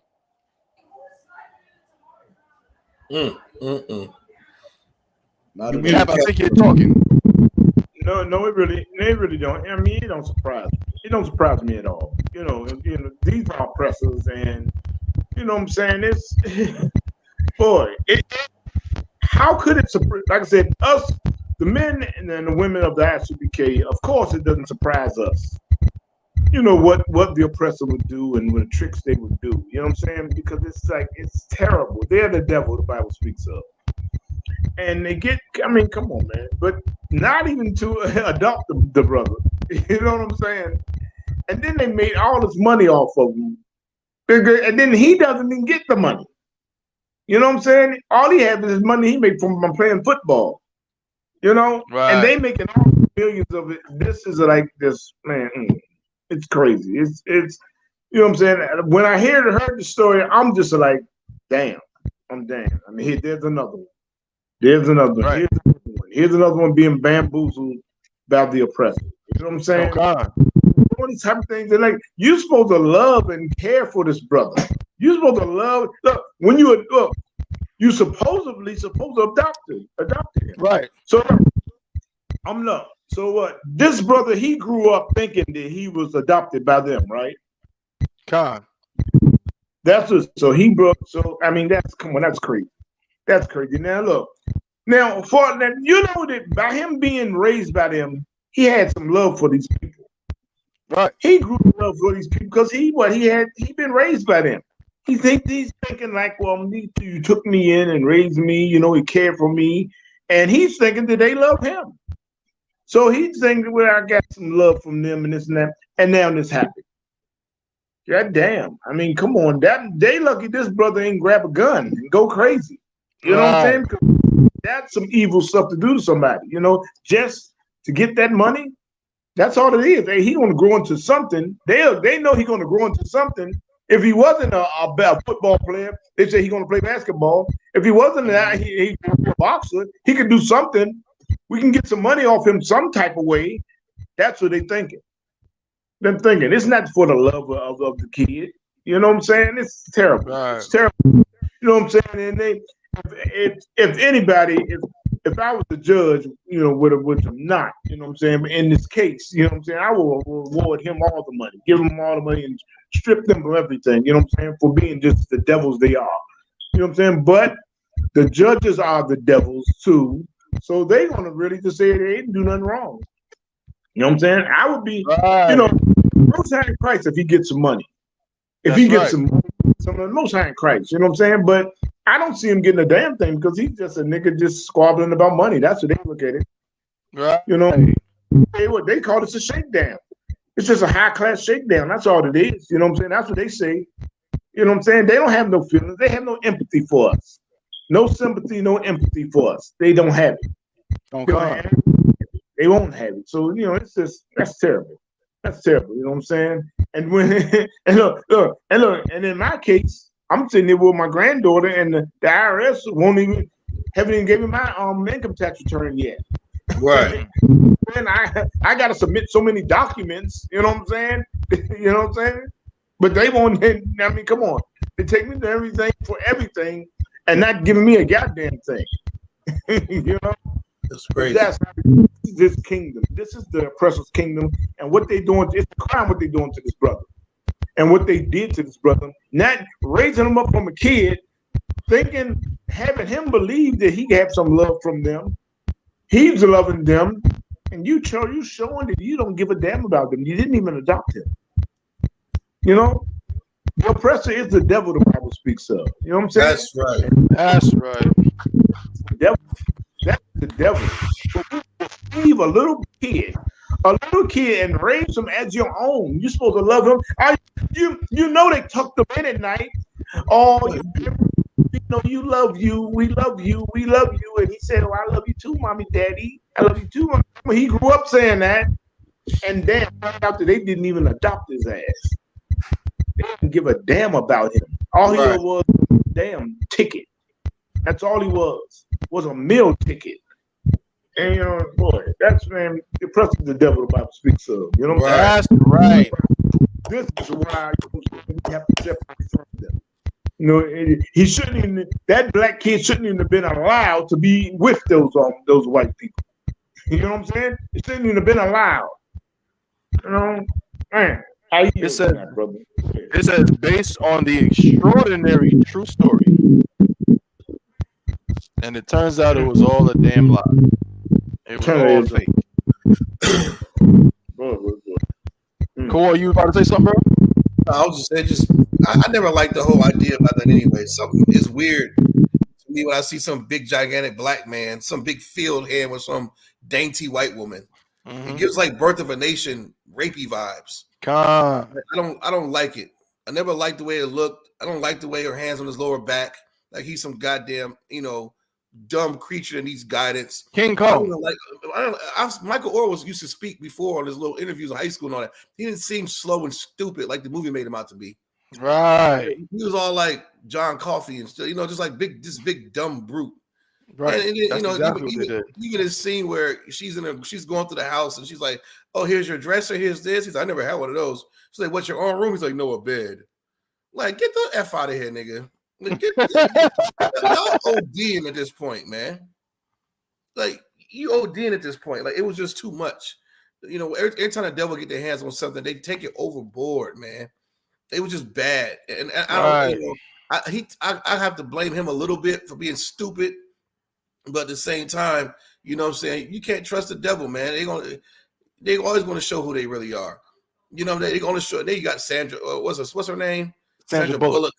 Yeah, you know, running around. And the time she went to the hood and tried to defend him, like, get the hell out of here. The movie was whack. It tried to facts. Yeah, she went to the hood and tried to act up like everybody respected her in the hood, like she got clout. And I'm like, and then the pictures where they're walking on the field with him at Ole Miss. You know, and I'm like, why don't you just get his crackhead with his mother or his father or somebody else to walk on the field with him? If you're going to support him, we get it. Y'all, they were just too facey. They were always in the limelight. They're always holding him. Like, here's our trophy boy. Like, he didn't see that left hook coming. Like, damn, you trust white people this much, nigga? Like, they on the field with him. The interviewer's interviewing the white folks, not him. I'm like, where's his goddamn mother and his brother and his cousins and them at? Like, if I was the white folks, if you really loved them, you would say, okay, we got the money. Everybody knows that. We're some rich-ass bastards who got rich off our grandparents in the antebellum South, in Ole Miss, for God's sakes. So we got all this money. So why don't we just shoot them 2 or 3 bands to get his cousins enough from the hood to put his family around him? And we'll support him in the background. That's not good enough for the white man. They want to take all the credit, like they do with the music, like they do with everything else. They're responsible for making this guy, whatever. And it's just sad. I've seen Michael Oher talk. He's not retarded. He don't sound all slow. He doesn't sound like, you know, and it's just bad all over, man. Like Right. it was really you know, and the judges to see that. You know, if they had any common sense, they'll know they took advantage of this athlete. And look at the history of other athletes being taken advantage of. This is not uncommon, especially boxers. Boxers always get taken to the cleaners by some, you know, long-nosed devil. That's right. Penny pinching bastard. And it's just one of those things where we got to learn from this. But I'm tired of saying we got to learn from this. God damn it, 400 years, niggas ain't learned yet. That's right. Niggas ain't learned yet to stop dealing with these white folks. Right. Like, come on, man. LeBron James didn't even know who the hell his daddy was. If that's what I heard. And he, you know what I'm saying, he made it for the Projects of Akron. That's right. Like, he didn't have no white family doing all this nonsense stuff. And I'm not using them as a direct correlation, but I'm saying, like, there's ways to make it without them. Now, if this is the only avenue to make it, he should have had some type of where was his I refuse to believe there was no barber in there or no pastor or nobody black with common sense to tell him to watch out for these devils. I refuse that. I know how it is when you're a black athlete coming up and you're really popular and you're ranked in the nation. All the niggas is around you, man. And no one said anything about, hey man, watch this paperwork. Hey man, watch them whoop-de-whoop. You can't tell me that didn't happen. I don't know, man. Somebody's lying here. We're gonna find out in court. I know the white folks is lying. Michael Oher, you ain't, you know, don't act like you was just that slow, nigga. I don't know what happened, but yeah, well, there's definitely some discrepancies. I believe their lawyers have produced documents showing that he did make some money off of the Blind Side film. Yeah, why now? Why now? It's 2023. You wait until now to say something?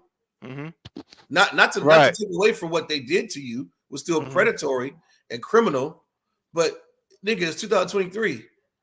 Like, you was playing for the Panthers, you running around tackling niggas. You ain't say nothing about none of this. You could have had Michael Oher. Guess what, Dodo Bird? You could have had your own podcast and broke the damn internet with this story. That's right. You could have went on. You could have had your own podcast and broke the goddamn internet with this story. And GoFundMe's would have been pouring in. You could have said, "Chicken wing good," and make money off this. But what? Well, you could have did anything. Michael Oher. Like, you got fans. Like, what are we talking about here? I don't feel sorry for rich niggas. I'm sorry, I don't. I seen poverty. I see people in distress. And he's had sex with some of the baddest women, ate some of the best food, traveled on some of the best buses, and was treated like a king in Ole Miss. I don't feel sorry for this nigga, man. I hope he get his just due. The white man's a devil. Right. The decree's already been signed. What's going to happen to them? So we just put them in there. They got a short time. We got to stop feeling niggas. Just stop dealing with them. Period. That's right. Stop dealing with them. Damn right. Well said, Doc. Yeah, I yield, man. I'm going about this nigga for 5 hours, man. Right. Yarmak. Officer Yarmak, you is another story you basically brought to me. Brought to the show, excuse me, Salakia. You know, in you being my resident football guy, you know, not saying that that's all, you know, I'm not trying to say that, you know, I ain't gonna call you a dodo bird like Officer Kowal. I'm not saying you just some, you know, football musclehead. I'm just saying you be up on that kind of stuff. So you know, when you first saw this, and again in relation to this movie, which, like I said, I thought it was trash all the time. I hate all of those white savior films. Yeah. I hate Blindside. I hate Dangerous Minds with Michelle Pfeiffer. I hate all of them. Every time they bring the white person in, and you know, and they in the hood, and they're supposed to, you know, uplift the spirit of the children.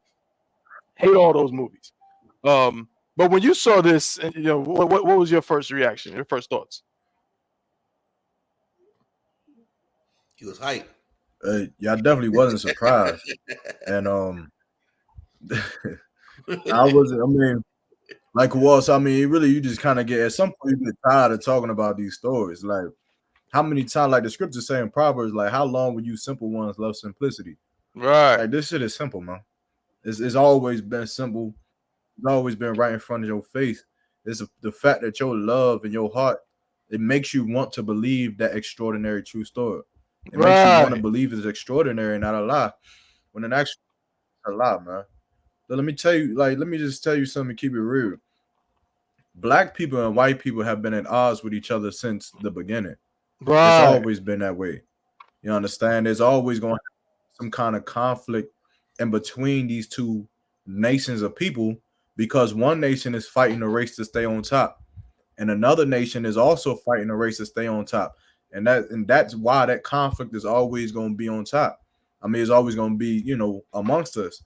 So when you see white people looking, you know, taking this athlete, this obvious athlete, this obvious freak of nature, it ain't because they love black people, man.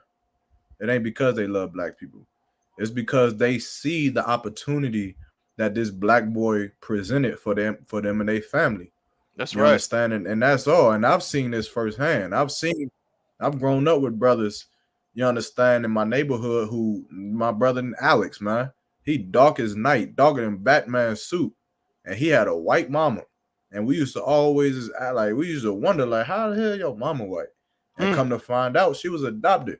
And he was living there. He used to always be able to stay out late. He used to always just kind of wonder and question ourselves, like, nigga, you don't got no rules. Right. Like, what's the rules in your house? You don't got none. You never got no rules. Come to find out, this nigga, when he turned 18, she kicked him out the house. Wow. You understand? Because them checks stopped coming. Checks stopped coming. That's America, man. And that's something that we gotta start to understand.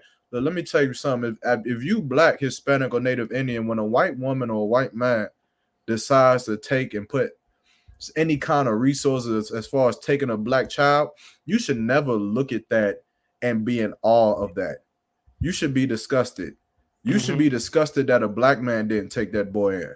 You should be disgusted that a black woman didn't take that girl in. You disgusted with your own family. You understand? Like, why in the hell I gotta let a dog come and raise my child? Why? Where's the black families that's gonna stand up for these black boys that need homes? We're the black families that's gonna stand up and protect these children, man. We don't need no damn dog. We don't need the very man that's hung us from tree to tree, done raped our women, done molested our kids, done brutalized and there's mutilated whole kingdoms and nations. Why would I need the greatest murder on the face of the planet Earth to take care of my children? We shouldn't look at that and think, oh, look at little Ray J. Look at little JJ. He make it into Massa house. Massa taking care of him. Massa gonna rape that little boy. That's what's gonna happen. Massa gonna abuse that little boy. That's what happens, man. What we should be doing is we should be looking at ourselves and saying, why in the fuck can we stop using drugs? Why in the hell do we keep using drugs, being drug addicts, and being drug dealers so that our children are being left without families? That's what we should look at this story, and that's what we should think. That's what we should say. We should say, why in the hell did he not have his parents?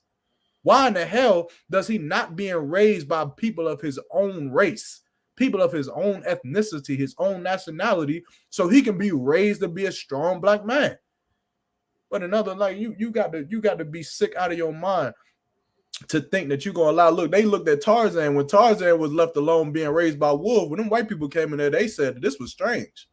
Should no man be raised by no damn wolves and no gorillas in the jungle? Right. Or should no black man be raised by no damn white people? That's right. It's the same. That don't look right.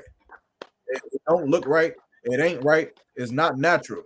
You understand? So look, black people, we gotta step it up, and we can't allow these white people to be raising our children. I be seeing it all the time. Matter of fact, Kowal, remember we was up there and was it us? I forgot. I was in South Carolina. We was in Alabama somewhere, I think, and we had stopped, and we had seen it was an enormous amount of white families who had black babies. It was I don't know what city it was in, but it was like 12 of them we had seen at one rest stop, and it was just crazy. That was disgusting. That was disgusting for me, man. So this whole story was disgusting. I'm glad the brother, I mean, if it's true, whatever he's saying is it needs to come out. If it ain't about the money for the white family, then they just need to give all the money to the brother and call it a day. If it ain't about the money. That's right. And but I yield. That's it. Damn right. Well said, brother. Well said. I know things might be going a little bit slow on my end. I'm having a little bit of issues with my internet, but we trying to trudge on through. Yeah, Cap. Hey, Salaka, you're on mark. You sure it wasn't Oklahoma? Hey, look. Hey, I'm sure it is. Con on one con. Good night. I'll be seeing that too. It's disgusting. I just seen it the other day. Like yesterday actually. I think I was at where was that? I don't know where I was at. But I seen a black kid get in the car with this white woman, and I was like, "What the hell is going on?"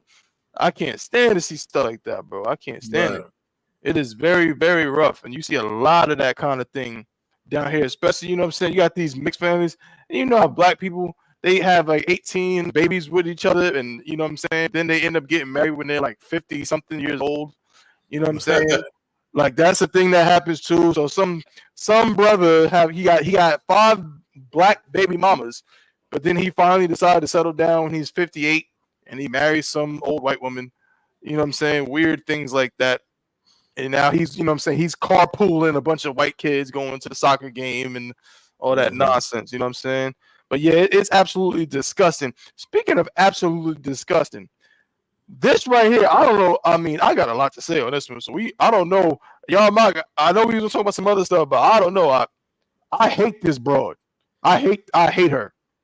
I hate this nasty scallywag we're about to talk about named Keke Palmer.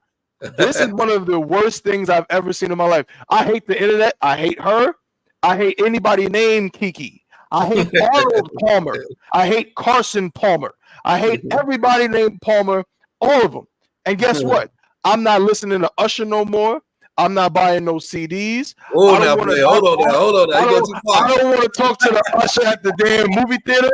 I don't want to even hear the Usher. I am so angry about what is taking place. This is insane.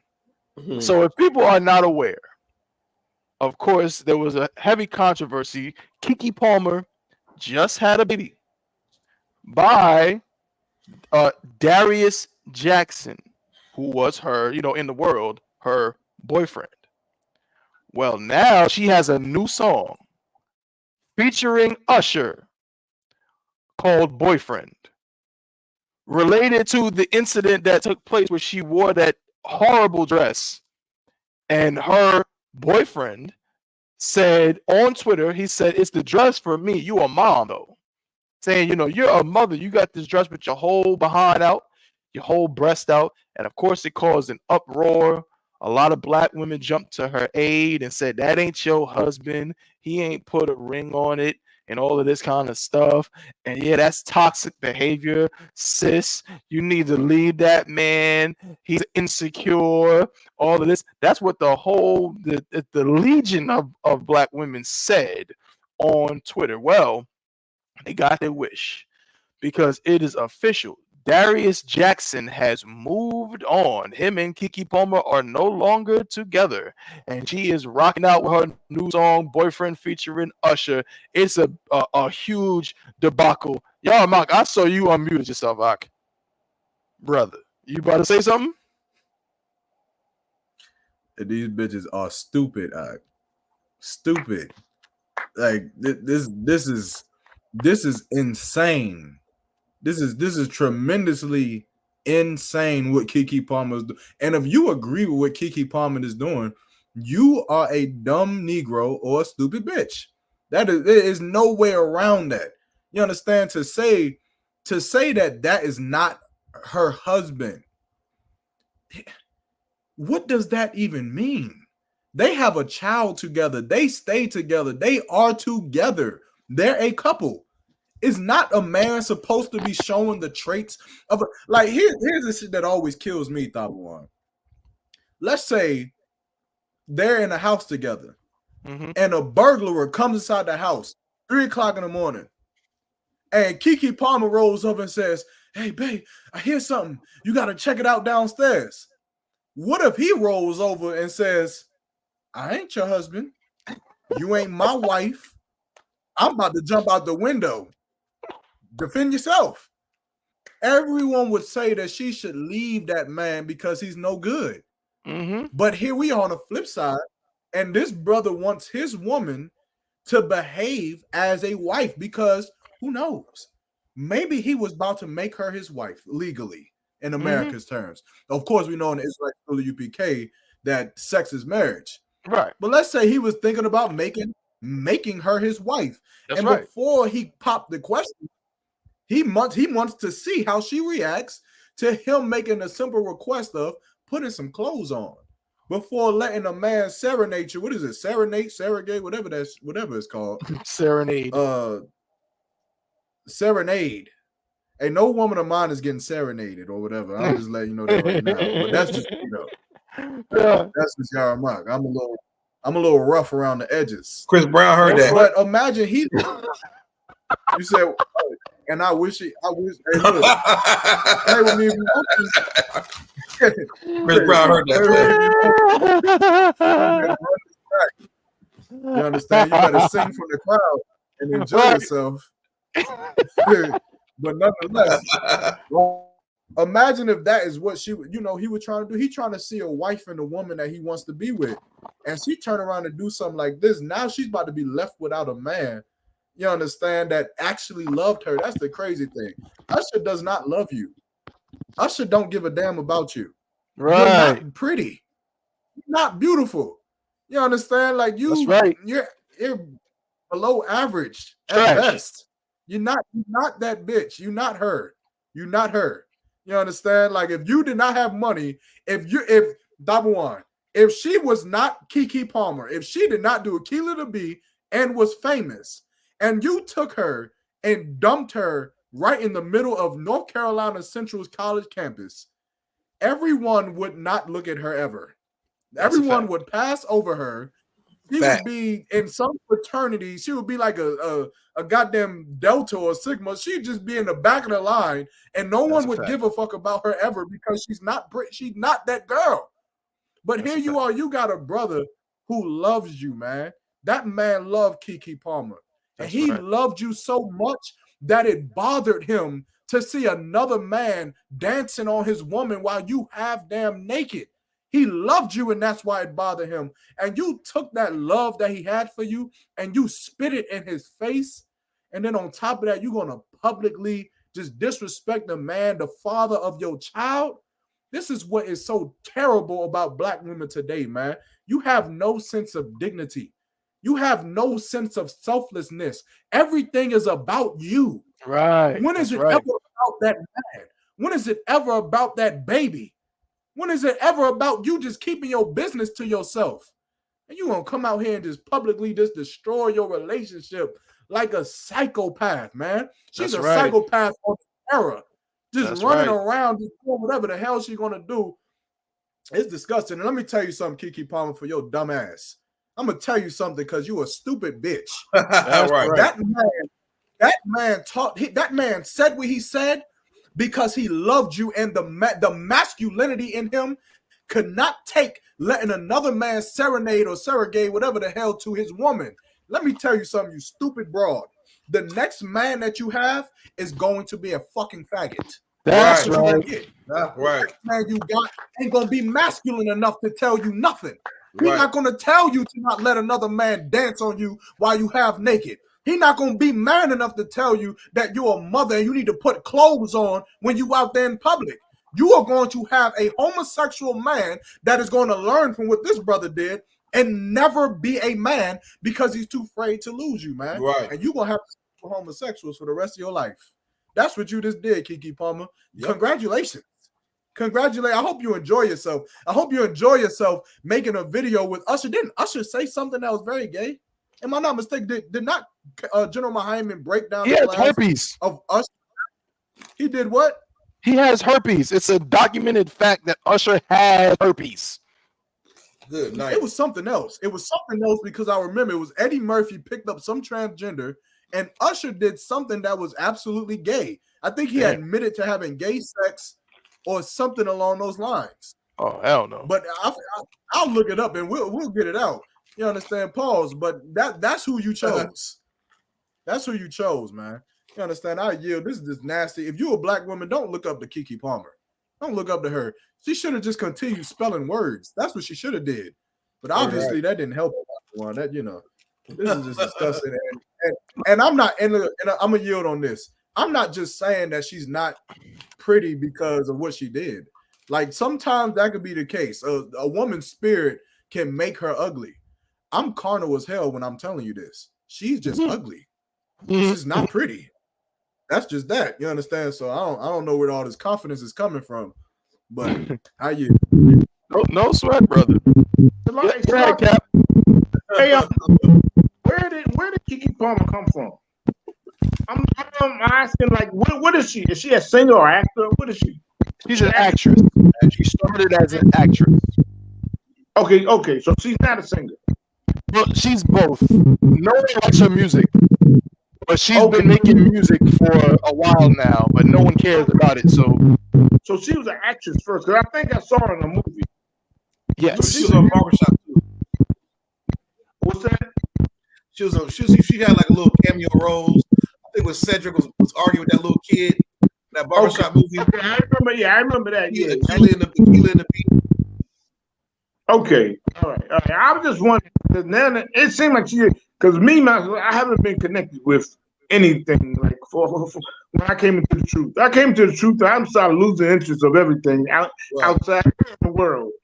You know, so far as like sports, Hollywood and everything, I just started losing track of everything. You know what I'm saying? So when I see Keke Palmer, I don't know who the hell all is. You know, and and then to see like everywhere Keke Palmer, I'm like, what the hell is she? Is she an actress or a singer? You know, where did she come from? You know, so I'm just like that. You know what I'm saying? You know what I'm saying? And I'm with your mark. You know, man, she's definitely below average. You know, I mean, come on. Come on, she's dynamite.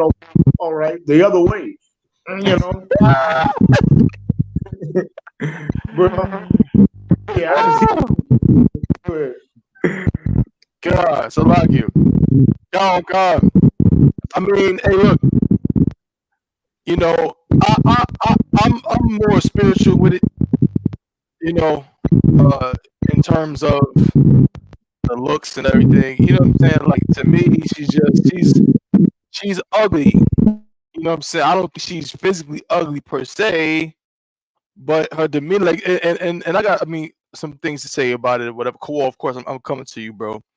But I want to say two things. First off, if maybe somebody can help me, there's not much to help because these bros are just stupid. But I heard a rumor. There's a rumor going around that part of the reason that they broke up was actually that her man was cheating on her through Darius Jackson. That has been I haven't seen anything to confirm that, but of course that rumor is swirling, and that she was, in other words, she was ready to end it anyway because he was cheating on her. That's what I've heard people say.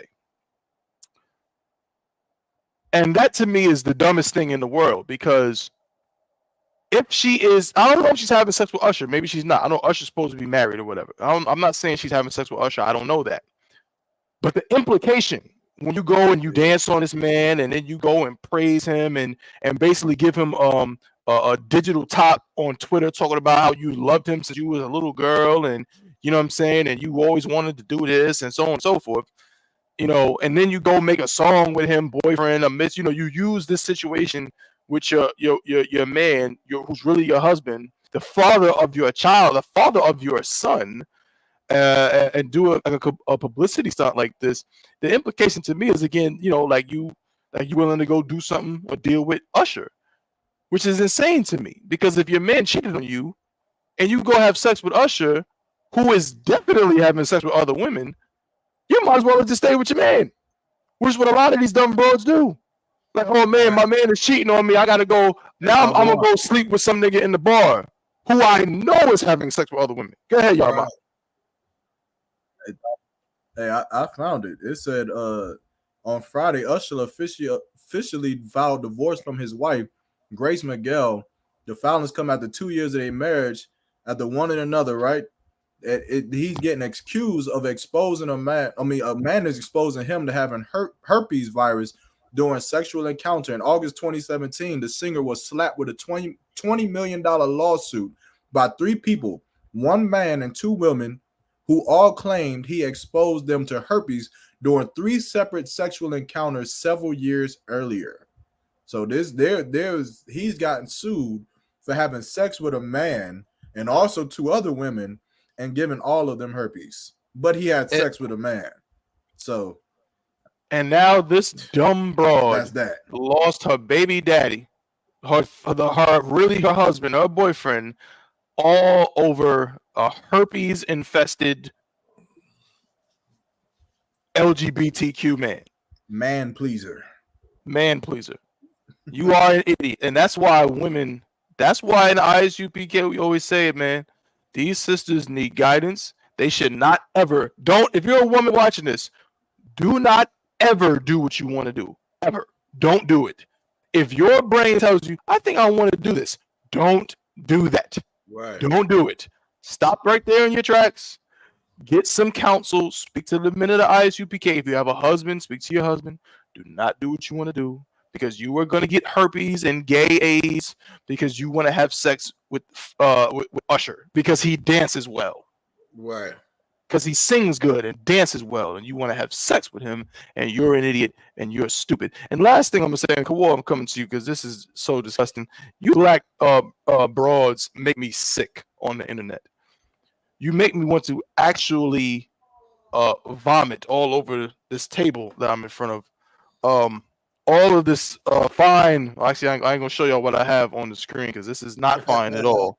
But all of this alcohol, this wonderful liquor that I'm consuming, I want to throw it up all over the room that I'm in because you black broads. And now when I say black, I'm not just talking about so-called African American women. I mean blacks, Hispanic, and Native Indian women. You make me absolutely sick. And I'm not saying this because I hate you. I'm saying it because I love you. Because I love you. Because I love black women. I love black people. And because of your stupid actions, more kids are going to grow up in broken homes and they're going to get molested by somebody's boyfriend. They're going to get, you know what I'm saying, what's the word, abused by some new man or some new woman that comes into somebody's life. And all of these things, and you think it's a goddamn joke. The internet treated this woman's marriage, her relationship, like it was a goddamn reality show. And they had it was some kind of video game that they could control, and they had the sticks, and they controlled it, and they got their effing wish. They told her to leave that man. They told her, oh man, he shouldn't be telling you this. He should be sitting back and be proud of what he has. And other men want you. That's a good thing. And he's insecure. And they told this woman all of this. And guess what?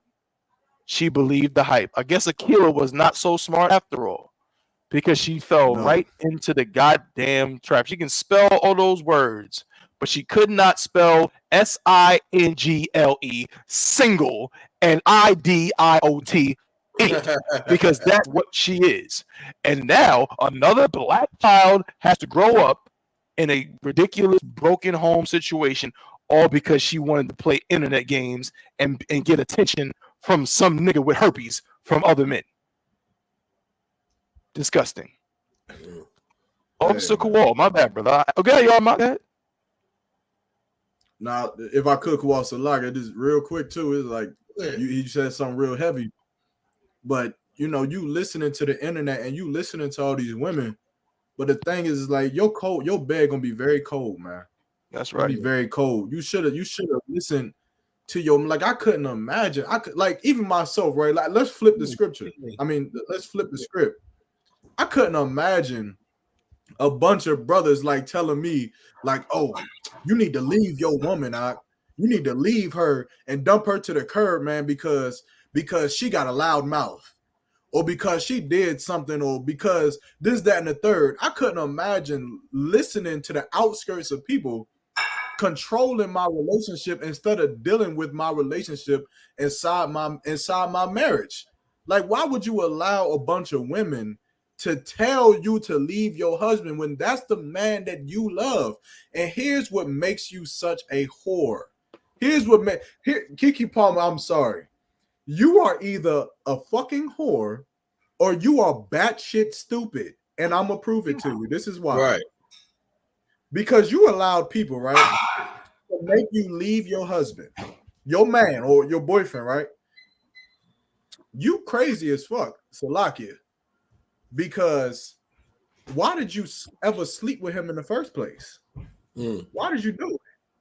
You gave your box up so much and so that you got pregnant by this man just to turn around and what, say he's not good enough for you? Right. I didn't think relationships work that way.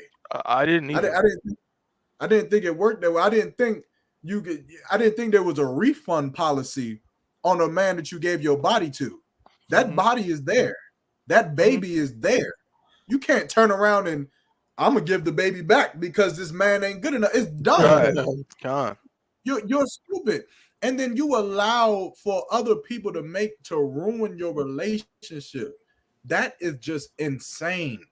That is just crazy. You understand? And all of this social media, all of these influencers, and all of this social media presence that we got, it's destroying our relationships. Zach. You understand? Like I said, I ain't gonna argue too much, Kawhi. You got it, but this is insane. I'll land on that. God, that's crazy. Also, Kawhi, my bad, brother. I know I was freaking rambling and on, but this is so disgusting. This is, again, one of the most egregious things I've seen play out on the internet in recent times. So please give us some insight into this. I mean, have you ever you ever seen anything like this? Like so fast how it played out? I don't know, man. Yeah, this is like, it's weird, but it's kind of like what Yarmako said was so right, though. You know what I mean? Like, this situation is not only childish, but it's, when I'm looking at it, it's like it escalated real quick. Like, we went from a little, Usher serenading this girl, and the dude getting mad about it, and instead of Keke Palmer apologizing, saying, "Damn, I'm young, I made a mistake, I should obey my husband," or I want the same respect type of deal, it'll blow over. She took the bait like all stupid women do. She took the bait like all dumb women do and got on the whole, "That's right, girl. Don't, we ain't taking no mess with no nigga this year," and all this nonsense, right? Right. Instead of her just apologizing and just being a soft woman, say, "Man, if my husband don't like it, I'm not going to do it," type of deal. Because that's what women expect. Women expect that if a man does something that they don't like, they should stop. Right. But when it comes to them, they can do whatever they want. Well, she met the right Negro today, because that brother ain't having it. That brother ain't having it. And Usher should be ashamed of himself, because knowing how he came up, you know what I'm saying? And I don't know, as far as he's divorced too, I'm not mistaken, right? Ain't Usher divorced? God. Usher's divorced. And, he should understand relationship dynamics, being an older man, in mid-40s, late 40s, whatever. Like, and she's young. He should have looked at their relationship like, "Damn, my relationship failed. Let me not destroy theirs too. Let me not play a pawn in destroying another black youthful relationship." That's right. Instead of taking the white man's bait and fame and clout, and all this is about clout. Keke Palmer has always wanted to be an A-lister. She always thought she was Beyonce or Kelly Rowland, or she thought she was somebody who deserved the spotlight, the A-list. Because think about it, she's like C-list. She's like a C-list, maybe B, a C-list. Right, C-list for sure. Yeah, about C-list, right? So she always wanted to be in that A spot. She's a decent actress. She's multi-talented, but when you think about it, she's going about it the wrong way. This is not how you get clout. This is not how you become an A-lister. You know what I'm saying? Because what you're doing is you're embarrassing yourself. That's right. I was done with Keke Palmer when she was dating that white boy before this brother. Oh, man. She was dating a white boy before this brother. Good night. And I was done with her then. Anytime your sister did get with a white boy, if you even post a white boy on your page, I'm done with you. That's right. I can't. I have no sympathy or no nothing for you. Like, you're just a traitor. But when she did that, I was done with her. I knew if she was out of her damn mind. But yeah, this is bad. And then for them to shoot this video, and the song is whack. Have you heard the song? Nope. You didn't play a snippet of it. The song is whack. Listen, hold on. Let me see. There's some audio on this. Hold up. Let me see. Yeah, it's trash. I mean, it's not really. It's not giving confessions and nothing like that. I don't know. Nah, it's no real. It's like it's a little. No real audio on it. Salaki. I'm sure it's terrible. There's no real audio. Yeah. Kawal. Yeah. You said what now? You say? I said she's trash. Of course. Yeah. I mean, look, though. She sucks. Yeah. Well, okay, well, check this out though. Now, I'm just giving her the benefit of the doubt of being an actress who Hollywood has paid. Like, meaning she's been in movies, she's had her chance to do whatever she wants, but you could tell an artist who does not feel appreciated and she wants to. This right here, what we're talking about, this is all Keke Palmer wanted for her name. She has horrible self-esteem. Yeah, self-esteem always. issues. She's always had that. Yeah, self-esteem issues. You know what I'm saying? And that's the problem, man. Con. You know, but damn right. I could go on for days about this. I don't want to say the wrong thing because there's something else I'm looking for. I want to hear from Usher. You know what I'm saying? I want to hear from Usher's mouth. I'll pause. I want to hear what he has to say about this whole dynamic. And he looks like he's just running along with it. Like he knows what's going on. He don't care. He's stepping up and stepping in. He don't have no sympathy for his brother. What happened to Bros for Hoes? What happened to that? Officer Kowal, brother, if I could, what you're saying is so heavy. So like, I'm going to cut you off. What you said, what you just brought up right there is so heavy. And if I could just make a comment on that.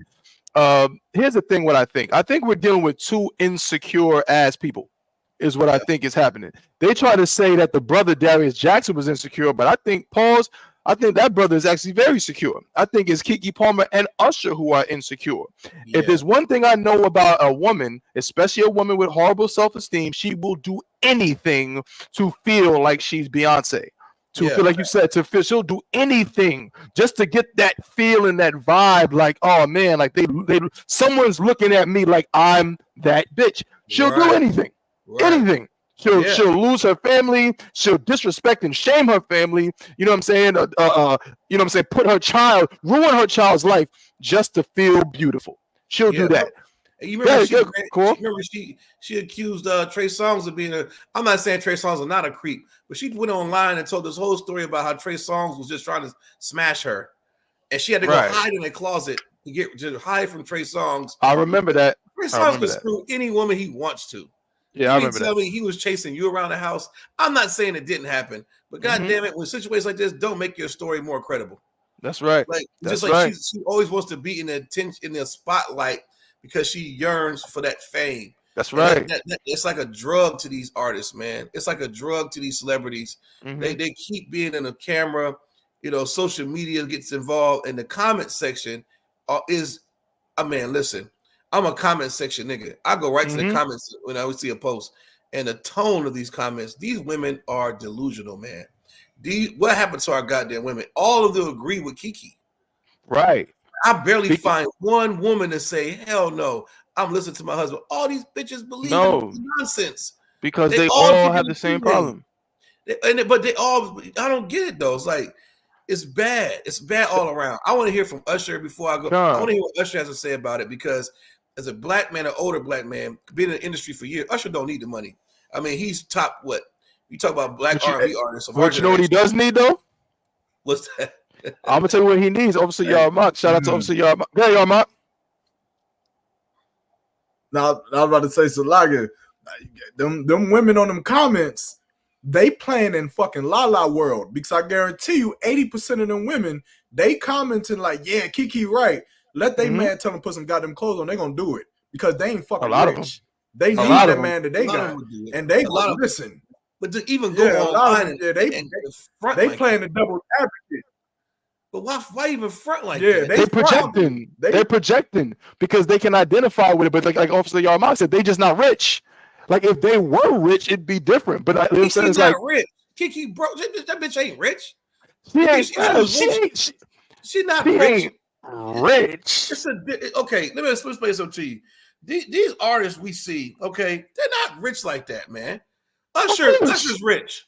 Usher's got hits and hits and hits. Keke Palmer's not goddamn rich. What has she done to be rich? Well, she has a name. Yeah, but that's not okay. You remember Chris Rock said rich and wealthy? Yeah. On this joke, she's not even in that conversation. No, not at all. Not. We don't know Keke Palmer for nothing. And if you're gonna find out she's not rich when that brother baby daddy take her ass to the court and they start revealing how much she really makes. Everybody was like, damn, I thought Keke Palmer was balling. That bitch ain't fucking balling. What has she done to be balling? Beyonce's balling. Beyonce's going on tour right now making a killing. Beyonce is wealthy. That's what I'm saying. Keke Palmer is not even in the rich conversation. She's not even in the rich conversation, bro. This is why she needs this clout to try to get to where they're getting, but she's doing it the wrong way. I I definitely feel you, and you are right. She's definitely not in the bracket of some of these these A-list celebrities for sure. She's not even close. But she has, because of some of the films that she's done, some of the things she's continued to do. I guess even probably some of her music. She is a millionaire. No, you know what I mean? You'd be surprised how she's getting robbed by these fake Jews. She ain't no goddamn millionaire. What role besides Akilah and the Bee? What starring role has she played in? I'll wait. What starring role? Yeah, what starring role? Besides Akilah and the Bee, I think the fact that you have to ponder. She be doing them not Tubi movies. The fact that you had to ponder about it lets you know she's not goddamn rich. What I'm album? saying, let's see. Name one song Keke Palmer. Name one hit song Keke Palmer has. I'll wait. Bro, I don't know. Name one hit song Nick Cannon has. Rich. How you rich? She's not rich. She needs. I'm saying. But name a hit song that Nick Cannon has. Oh, Gigolo. It's like a cap. A lot of times, it always comes out. It always comes out down the road how much money people made, and it's always surprising that they didn't make as much money as we thought they made. It always comes out with singers and actors. It always comes down the road, like some years from now. You can see who really had money and who didn't. That's what I'm saying, Cap. Damn, I thought, like I was saying, I thought it was balling. I thought she was balling. No, Keke's broke. Keke Palmer is not balling. Okay, fair enough. You thought they made because they was the songs were hits and everything. They only got a little bit of money for it. I mean, come on, how many stories about brothers and sisters who you thought made a whole lot of money singing when they had hits and everything, and they didn't even make hardly no money. Right. Because the Amalekites, the Jewish man, he's taking all the money. Yep. Taking all the money. He's taking all the money. All those brothers from back in the day, they tell you their stories, those unsung stories. They tell you how much they got ripped off. They got ripped off. And then we would be crazy to think that these things are still not happening. They still happening right now. They still happening right now. The actors and singers are getting ripped off. They're getting ripped off. We need to be delivered out of this sinful kingdom. Right. Ain't nothing good going to happen for us, Ain't nothing good going to happen. And the Most High is going to make it that way. Because as soon as we get a little money, we try to join with the oppressor and rub shoulders with the oppressor. This is why I pray for Floyd Mayweather. He think he's going to keep on getting money and rubbing shoulders with the oppressor. Hell no. He don't want you by him. He don't want you in this fucking neighborhood. Right. He don't want you next to him and buying riches. That big head, dumbass Oprah Winfrey. She didn't bought all that property in Maui. These things, we living in the last days, you know what I'm saying? And it's so sad to see our people still stuck on that thing of we going to get rich and we going to get this money. You ain't going to get a damn thing. You don't get a damn thing. And the Most High is going to see to it that you don't get a damn thing. Because we not following him. Going to prison. It's getting real heavy, the things that's happening right now. This is why these things in the boat situation in Alabama, this is why these things happening right now. Because we living in those perilous times that the Bible speaks of.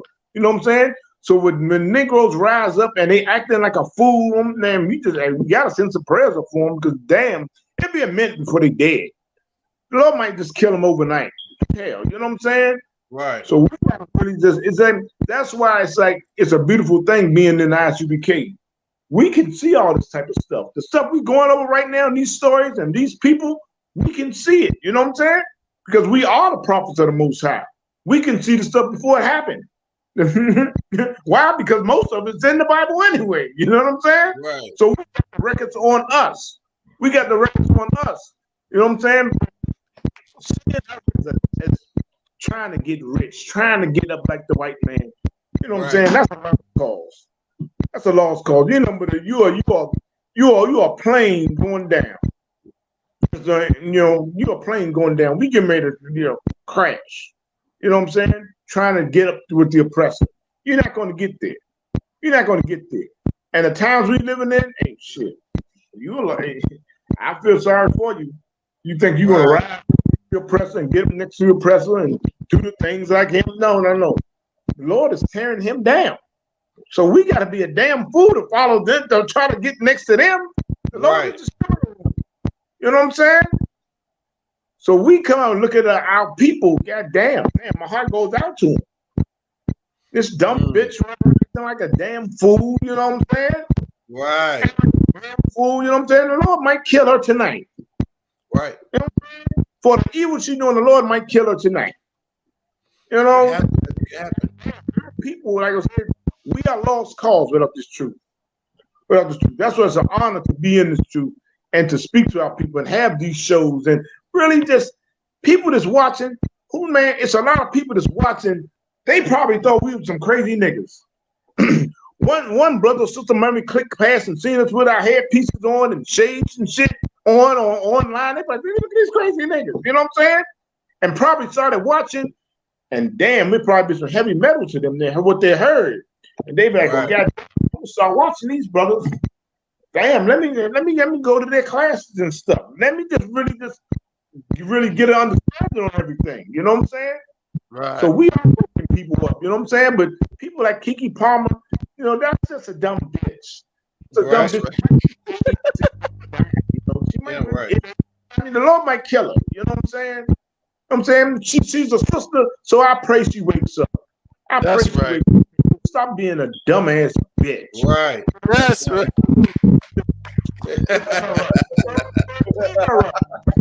Bring her funky box out. You know what I'm saying? Right. Help that broad. You know, maybe not. But you know, it's for us people and our sisters that don't follow after a dumb bitch like that.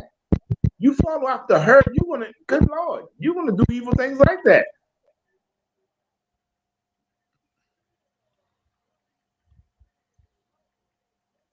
The Lord might kill you. The Lord might kill you before you get to the plateau that she's on. You might not reach the plateau that she's on. The Lord might put you to the right when you think about it. That's when right. you think about being a whore, taking your clothes off and your ass out online, the Lord might kill you right then with the craziest thought in your mind. That's right. You know what I'm saying? Oh, Damn, God. you know, man, with that, man, I yield, brother. That's damn right. Well said, Cap. Hey, Top One. You. Hey, you getting old, Doc. I know. You're getting old. Why is that? I'm seeing it, man. The way you took that shot, pause. The way you took that shot earlier. See, what you did was you took the shot and you leaned back into it. But you leaned back. You get old.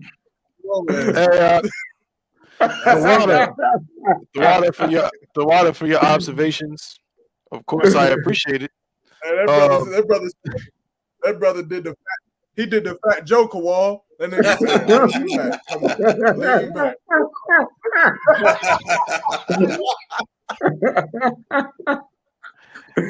Most High in Christ, you know what I'm saying? Next week when y'all watch the Chain Breakers podcast, you may not see Officer Yarmark on your screens next week. You know what I'm saying? We might have a different lineup next week because people want to be funny. No, I'm just playing. Hey, you probably absolutely right, Up. You know what I'm saying? You're probably right. But you know what's funny? It's funny you say that too, because that's what I was gonna say with the whole thing. And we can move on. Actually, we pretty much over the time, so we probably gonna have to just, you know, I think we can spend 5 minutes on one more topic. But with this Usher thing, now again, I don't know Usher personally. I don't know his life. I don't know his mental space and none of that kind of stuff. But here's what I do know. He is, as Officer Yanazar said, he is a member of Hollyweird. He's from Hollywood. And I know, don't tell me that these celebrities are not insecure. It don't matter how much money they have. Donatella Versace had tons of money.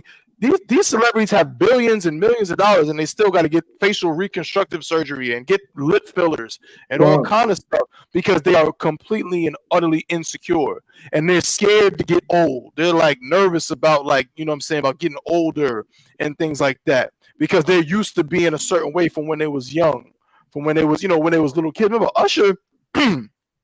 I think Usher's first album came out when he was about like 15 years old. Yeah. So Usher was real young. He's been in the spotlight since he was like 12, 13 years old, dropping Christmas albums and all this nonsense. So now at the tender age of 44, pause, I'm not gonna say this what it is, but I don't put it past him or someone in that world where he might be starting to feel that pressure of getting older. Like his time is running short. You got Chris Brown is my age, and Chris Brown is not, this young guy's coming up after him and things like that. So Usher might just be feeling that pressure, and maybe this whole rendezvous with this whole Keke Palmer situation might just be, just enough of that battery to make him feel good about himself, to make him feel young again. Like because Keke Palmer is significantly younger than him. I think, was she 30 something like that? Salakia Thaba. How old is Usher anyway? Usher's 44. Okay. All right, but yeah, you're right. You're definitely right, because around about that age, brothers be getting that feeling like, what I'm saying, feeling like they must try to prove themselves or something. Right. Try to prove themselves. Like I said, I remember I was jogging with this brother. I was 38, and this brother Daryl Tyson was 45. Mm-hmm. And I was like, damn, the brother be trying to outdo me and everything. You know what I'm saying? I do 50 push-ups. You know what I'm saying? He gonna do 100. You know what I'm saying? He gonna try to outdo me any type of way. So I was laughing, telling my brother that. And my brother said, well, when you get that age, everything is competition. Right. You know what I'm saying? You know what I'm saying? So with Usher, when you get he around about that age, that he feel he got to compete. Right. He got to compete. He got to compete with everything. You know what I'm saying? You know what I'm saying? Like me myself, I never felt that way because I was in the truth. Right. I was in the truth. I never felt that way. Now I'm past 50. You know what I'm saying? I'm just like, hey, I ain't got to compete with nobody. You know what I'm saying? Right. That's right. You know what I'm saying? But so that's exactly what it is. I agree, because I was gonna say that too. You better than the cats in the world now. No matter, they could be in their 30s, and Captain Yagawa is gonna do more push-ups. He's gonna run faster and run farther than all of y'all. You understand? Hell, I graduated from the Academy. Damn right. But Usher is not in the truth. And now some 29-year-old y'all brothers know how it is in the world. You know how it is in the world. It's unfortunate and it's disgusting. But even listen to the music. Listen to how our music talks about taking another nigga's girl. Like, I took his girl. I did this to his girl. You know what I'm saying? Like, there's something in our culture which is unfortunate. In hip hop culture specifically, in our culture at large, where as a man, adultery, it boosts our ego to commit adultery with another man's woman, which is why the Bible tells us not to do that, because that was something that boosts your ego. Like, you know what I'm saying, I did this, his woman really want me. So now Usher, 44 years old, Keke Palmer is 29 years old. She's in her 20s. Her boyfriend's probably, he might be 32, maybe, I don't know. And now Usher in that age can feel like, you know what I mean? Like, I'm still that guy. I'm still the one. She want to be with me, even though she got a whole baby daddy or whatever. Right. You know what I mean? So I'm not saying that's what it is. I'm simply saying that I wouldn't put it past people in the world to think along those lines. But the horrible thing is that no matter how you slice it, Keke's disgusting, Usher's disgusting, all these people are disgusting. I mean, not the brother. He didn't really, from what I can tell, Darius Jackson didn't do anything wrong. But that child has to grow up, and his mother is a goddamn whore, and his life is ruined. And Salakia Thaba, Keke, she's giving that box up to somebody else too. That's right. Sure. She's not. I mean, come on, Usher got to be a damn fool. You a 44-year-old has been, and now you think that she's going to be faithful to you, Negro? Please, boy, she's playing a game. She's running a game. She don't care. What about the next nigga that rub up against her and sing her a nice song? That's right. Oh, the box is given to him too. You know what I'm saying? It's given to him too. You know what I'm saying? He got to be a damn fool. Stand there thinking that, oh, I'm gonna go ahead and I'm gonna marry her. Ew. You know what I'm saying? Ew, boy. Ew. That box is smelly. That box is smelly, buddy. It's boy. It's not fresh. That's right. She's used up. Man, somebody else is getting married. Good night. Right. Most High in Christ. Moving right along. We got one more, man. We way over time, man. We're gonna try to spend like 5 minutes or so on this next topic. I was gonna get into Erykah Badu with her nasty ass too, but I'm gonna leave that. Also, we had the story from North Korea. That black soldier, y'all know that black soldier that ran over to North Korea? Sure. Yeah, he came out. Well, North Korea, I think is yeah, bro. I said, did we go over that, or did the general teach a class on that? We touched on it briefly on our show. I think the general we also did. talked We about did it. one time. Yeah, one time we did. But recently, I think North Korea issued a statement where the brother apparently he ran over there because he said he was dealing with racism in the army for the United States.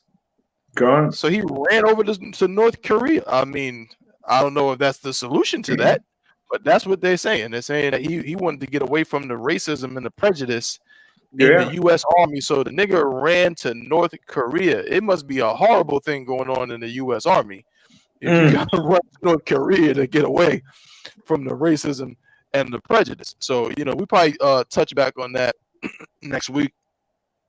But we wanted to just show this little clip, man, just for today, because we wanted to get on it last week. Of course, there was a Texas woman. She threatened a judge and said they was going to kill all the slave niggers. That's what this white woman said in Texas. But let's see. I think this might be the one. Bear with me. I'm just going to run this video. Again, to water to everybody that tuned in today, man. The numbers was pretty good. So we love to see it. But make sure y'all hit that like button. That's what I need to see. Everybody's tuning in and watching is fine. Most High in Christ, we love that. Y'all can appreciate the content. But then if you want to help the Chainbreakers podcast, you want to help us push this truth, you have got to push the like button. It is crucial for making that algorithm work in our favor. So make sure you do that. Okay, I think this is it right here. Come on, let's show this. Come on, this is it. This is an incident that took place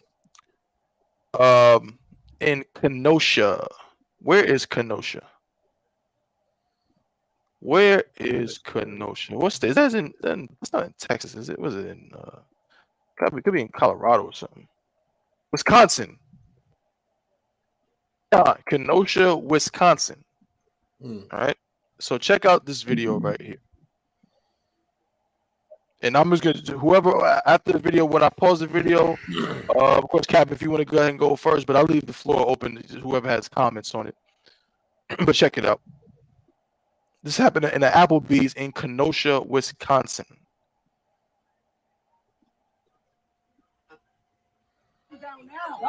Hey, please, get the baby. Please get the baby. We're trying. Come on, man. Not go. Squeezing him. Bitch, you squeezing me. Stop. We're not squeezing you. I mean, the fuck go. Yes, you is. Hey, please stop.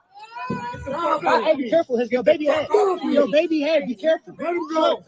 Your baby head. Please stop. The fuck off from me. Somebody grab the baby. The fuck off from me. Somebody grab the baby. Get his thing. Let him go. Hey, stop. Hey, stop. Don't fucking touch me, bro. Don't touch me. I'm just trying to record. I can record legally. Yeah, but you're obstructing my investigation. I'm just trying to watch. Get out of here. Go over there. No. I'm at my workplace, bro. This bullshit. Back up. This way. I'm recording. Up. That's fine. You can record. You need to let us do our job. Go ahead, bro. I'm not doing nothing. Y'all just fucking back up. I'm right here, bro. Stop moving towards us. It's some bullshit, bro.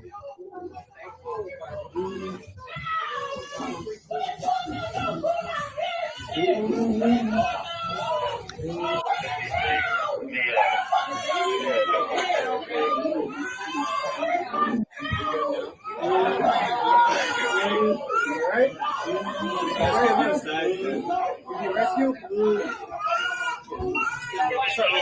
Just call him. Just call rescue. 7:35. So we got someone to shoot. Let's get on the side. We're going to try to stand up, right? Stop moving forward. I'm line right here. Listen, you can record all you want. You step forward one more time, you're going to jail. Do you understand? Bro, I'm right here. You see this table? I was standing. And you keep walking forward. Please stop talking to me. I'm trying to see. That's it. Back up. You need more? Go for it. Let's go. You rolling correct? I'm done. Back up. I did. You just told me I was okay. Keep moving. Sure, you just told me I was okay. Keep moving. Tell me when it's in the far enough. Tell me when it's far enough. Right there. I can't see. Okay.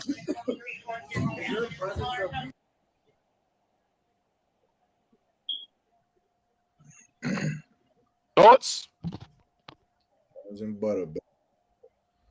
I'm tired of that shit, man. You already know. You know what's wrong with these niggas always scared to go to jail, man? He caused all that because his black ass couldn't just say, what y'all want from me? All right, take me to jail. I'm gonna sue the pants off y'all niggas for wrongdoing or whatever. He fighting the cops, got a baby. Man, listen, I'm still, I don't like police at all. It still bothers me when I see niggas be resistant like that. Like if you're that, are you afraid or you want this to happen? Like I get the spirit of a nigga, don't want nobody touching them. I get all that, but have we not seen this play out too many times? Punk ass police, you scared to go to jail, bro? Like they might even take you to jail. They might just put you in the car or something. Like, what is you scared of? You got your kids there. What was that? His baby in his arms? Am I tripping? Yeah. Yeah, they got a baby in his arms, bro. Damn the big. Oh, we said what? Hold on, man. Kiss the baby. Here, baby. Hold this real quick. What y'all want from me, man? That's it. Yeah. You doing all this shit like a woman. That's how women act, man. That's how bitches act. What happened? Now he on the ground getting hit all in the head. This is what he wanted, though. He wanted this attention. A cop asking you to do something, just kiss the baby, hand the baby over, what you punk ass pigs want from me, and go to jail like a man. He caused all that for what? The knucklehead, man. Goddamn stupid. We know the white man's a devil already, do we not? That's right. That's true. Cops are punk ass ex-hall monitors who are scared of you anyway. So what are you doing? You're provoking the devil, dumbass. I don't feel sorry for you. I don't feel sorry for the nigga. You're fucking punk. I hear you. No, for sure. You're like a man. You don't get everybody. All these black now. We're gonna march and sing for you. You a punk? No, nigga. I'm marching and singing for little kids like Tamir Rice. Your dumb ass should have kissed the baby, handed the baby up. Show your woman you're a man. Like, man, I got this baby. I'm gonna deal with these fucking pigs real quick. Right. Y'all want, man? Y'all want me? Let's go. If I could, yeah, go ahead. Cap, I'm coming to you, Cap. I just want to just read this. Go ahead, brother. It says this man was attacked at Applebee's by Kenosha police while he was holding his baby, while he was having dinner with his family. The cops were looking for a black man involved in a hit and run, so they went to the first man they saw. Turns out the people they were looking for were in the restroom of the same restaurant. So this man who they did this to had nothing to do with the situation at all. But Cap, go ahead. What did that video? And that was, you know what I'm saying? And so it all came out that wasn't even the guy they was looking for, the one they had on the ground. Concert. So look. So that was right with what Kawal was saying about, brother, just come on. You know they got the wrong guy. You know you ain't done a damn thing. Yeah. Just go ahead and go easy. Go easy with him. What the hell you turning? I mean, shit. Either way, motherfucker, you're gonna take them and sue them damn cops. Right. You know what I'm saying? Anything. So just go ahead and chill and just go ahead and comply. Right there at that moment, because what you gonna do? Are you gonna put a Schwarzenegger and you're gonna put up your gun and just kill all the cops in sight, or you gonna do something? What the hell are you doing? At that point, go ahead and comply with the cops. Okay, all right, yeah. If I'm sitting in the restaurant and I know they got I know I ain't done a damn thing, and they tell me, they look and they grab me like that. Oh yeah, I'm thinking about the money I'm gonna take them. I'm gonna sue all these bastards. You know what I'm saying? You ain't gotta act like I ain't gotta get out of line. You ain't gotta go ahead and you ain't gotta do nothing to me. You know what I'm saying? I'm gonna go ahead and comply, and I'm gonna hit them in the pocket.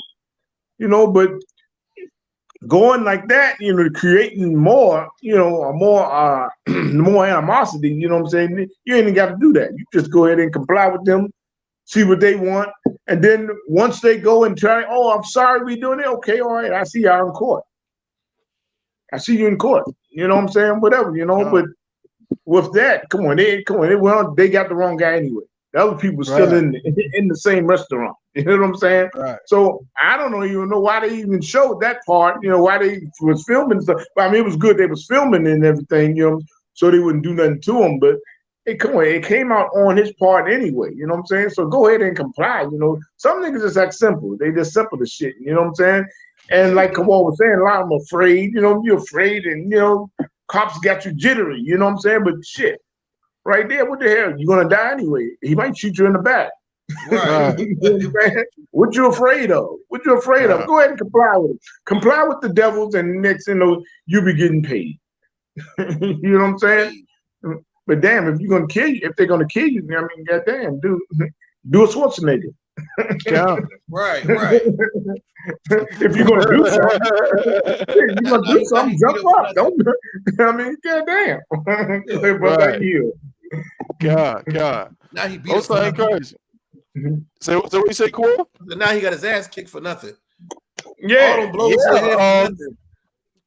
God. They got body cameras on. You can say some slick shit like, "What y'all pigs want from me, man?" He could have went viral. He could have used that moment to go viral. Kiss the baby. Like, what you punk ass pigs want? Let's go talk. He could do some gangster shit like that, but he chose to take the whole route. That's and right. Scream like a woman and resist authority and arrest because he's scared. Like, you can't be scared no more. We've seen this too many times. Damn right. Yeah, I mean, that's certainly the perspective on that. You know what I mean? Like, you can definitely see that being a possibility where a lot of these guys, maybe they are scared of jail. You know what I'm saying? So I don't think you're wrong when you said Officer Kawal. But the fact that these cops, excuse me, we didn't see what happened before. Let's say that too. We didn't see what happened before the camera started rolling. Okay. So we don't see what conversation might have taken place before the brother. Now again, I will say this, because he has a child in this, of course, it elevates, you know what I'm saying, the whole situation to some degree. And it's like I can't say, I know I say this on the show a lot, but it's, it changes my perspective on a lot of things. Like having a child, having a baby is like, you know what I mean? Like in that situation, would I want to give my child to the police? You know what I mean? Because I don't know if he has somebody, obviously, we talked about it. Same thing. Like, I don't know if he has someone to give the baby to. I mean, maybe in that moment, if I was really, really thinking, I might have just found the nearest. I'll be honest. I just found a big black woman near me somewhere. Just say, "Can you hold my baby, please?" You know what I'm saying? If he didn't have a woman, holding that baby is no worse than what Nino Brown did and use a bitch for a shield. That's Yeah, all. he It's used a little like you girl. don't want you try not to get shot, so you find somebody and put him in front of the danger. Holding a baby, he thought the baby would keep him from getting his ass kicked. It's not. It's not. If you love your child, just remove your child away from this devil. This right? devil God. It's danger. He's red skinned. Right. Hand the baby off. It's cameras everywhere. Nobody's gonna run off with your baby. Is there a female cop present? I think it was, or whoever the hell that lady was screaming her goddamn lungs out. Hand the baby off to them. Like, hey, hold on. Hold my child real quick. The police would let them do it. They didn't put hands and feet on them just yet. I mean, they were talking to the nigga for a couple seconds. Just here you go, baby. Hold my baby real quick. I'm daddy right back. What y'all pigs want? That seems to have been the more ideal thing. So, but I want to get obviously y'all. I want to get your perspective real quick. You know what I'm saying, before we end it. You know what I'm saying. But when you saw that video, again, there's a lot going on. But what did it say to you, obviously? Yeah, I mean, for one, what Kawal and Cap saying is 100% correct as far as, brother complying, all that stuff. But I think there's another point that we got to, entertain is that, that brother, y'all brothers is trained. Y'all brothers is trained on how to survive in this world. These brothers that on these videos, they ain't trained. They know how to live. And another people that train is people that actually commit crimes. Them brothers like what's some of them drug kingpin names, man? Alpo, help me out, man. You know I'm Alpo and Frank Jack, Frank Lucas, Rich Porter. Rich Porter, you know, brothers like them, they train. So when we see the movies and when the cops deal with them, of course, they calm, court, collect. Oh, you want to talk to me? Come on, holler at me. Because they train, because they know that they criminals. So sometimes when you're dealing with active citizens, when you're dealing with citizens who are following the law, even though the color of their skin is dark, you understand? Sometimes they are so much, and they put in so much of a predicament so quickly that they don't even have the capacity mentally to even know how to conduct themselves. All of it goes out the window. Because at this point, he just having lunch. He just having dinner at Applebee's. He's having a good time. He just got off the phone with his homeboy. He about to go to the club tonight. He thinking that he's just normal. And then now you got cops around you getting ready to take you outside to do God knows what. Like that one said, we ain't see what happened in the beginning. We got to see the whole thing to be able to really judge who was right and wrong. At the end of the day, I'm going to always give his brother the benefit of the doubt, for one, because them pigs is an institution that was institutionalized by the devil, the white man. The devil that the Bible speaks of. Damn right. Compassion on black people. They don't know how to have patience. You understand? Like, if you I don't know. Like, again, I don't know. Maybe the brother, maybe they could have just had a conversation with him. Maybe they could have just asked him where he was at. Maybe one of the cops could have stood right there with him and then had somebody else go talk to the manager of the restaurant and see what time he came to the store so they could realize that it wasn't him that they were looking for. I don't know. But the point is that it seems like a lot of times cops want to use aggression. They have to do it because it's not rocks off. You understand? And of course, under Commander General YAHANNA, we are trained to not get killed. We're trained to survive. But I can't negate the fact that in our very fibers, we don't want to do what we're trained to do. We don't want to do that. This is what we're trained to do. We have to be taught to not be what we want to do, which is that if I'm eating at Applebee's and someone comes and tells me I gotta get the fuck up with my baby, I'm going to kill you. That's what I want to do. Nobody else again.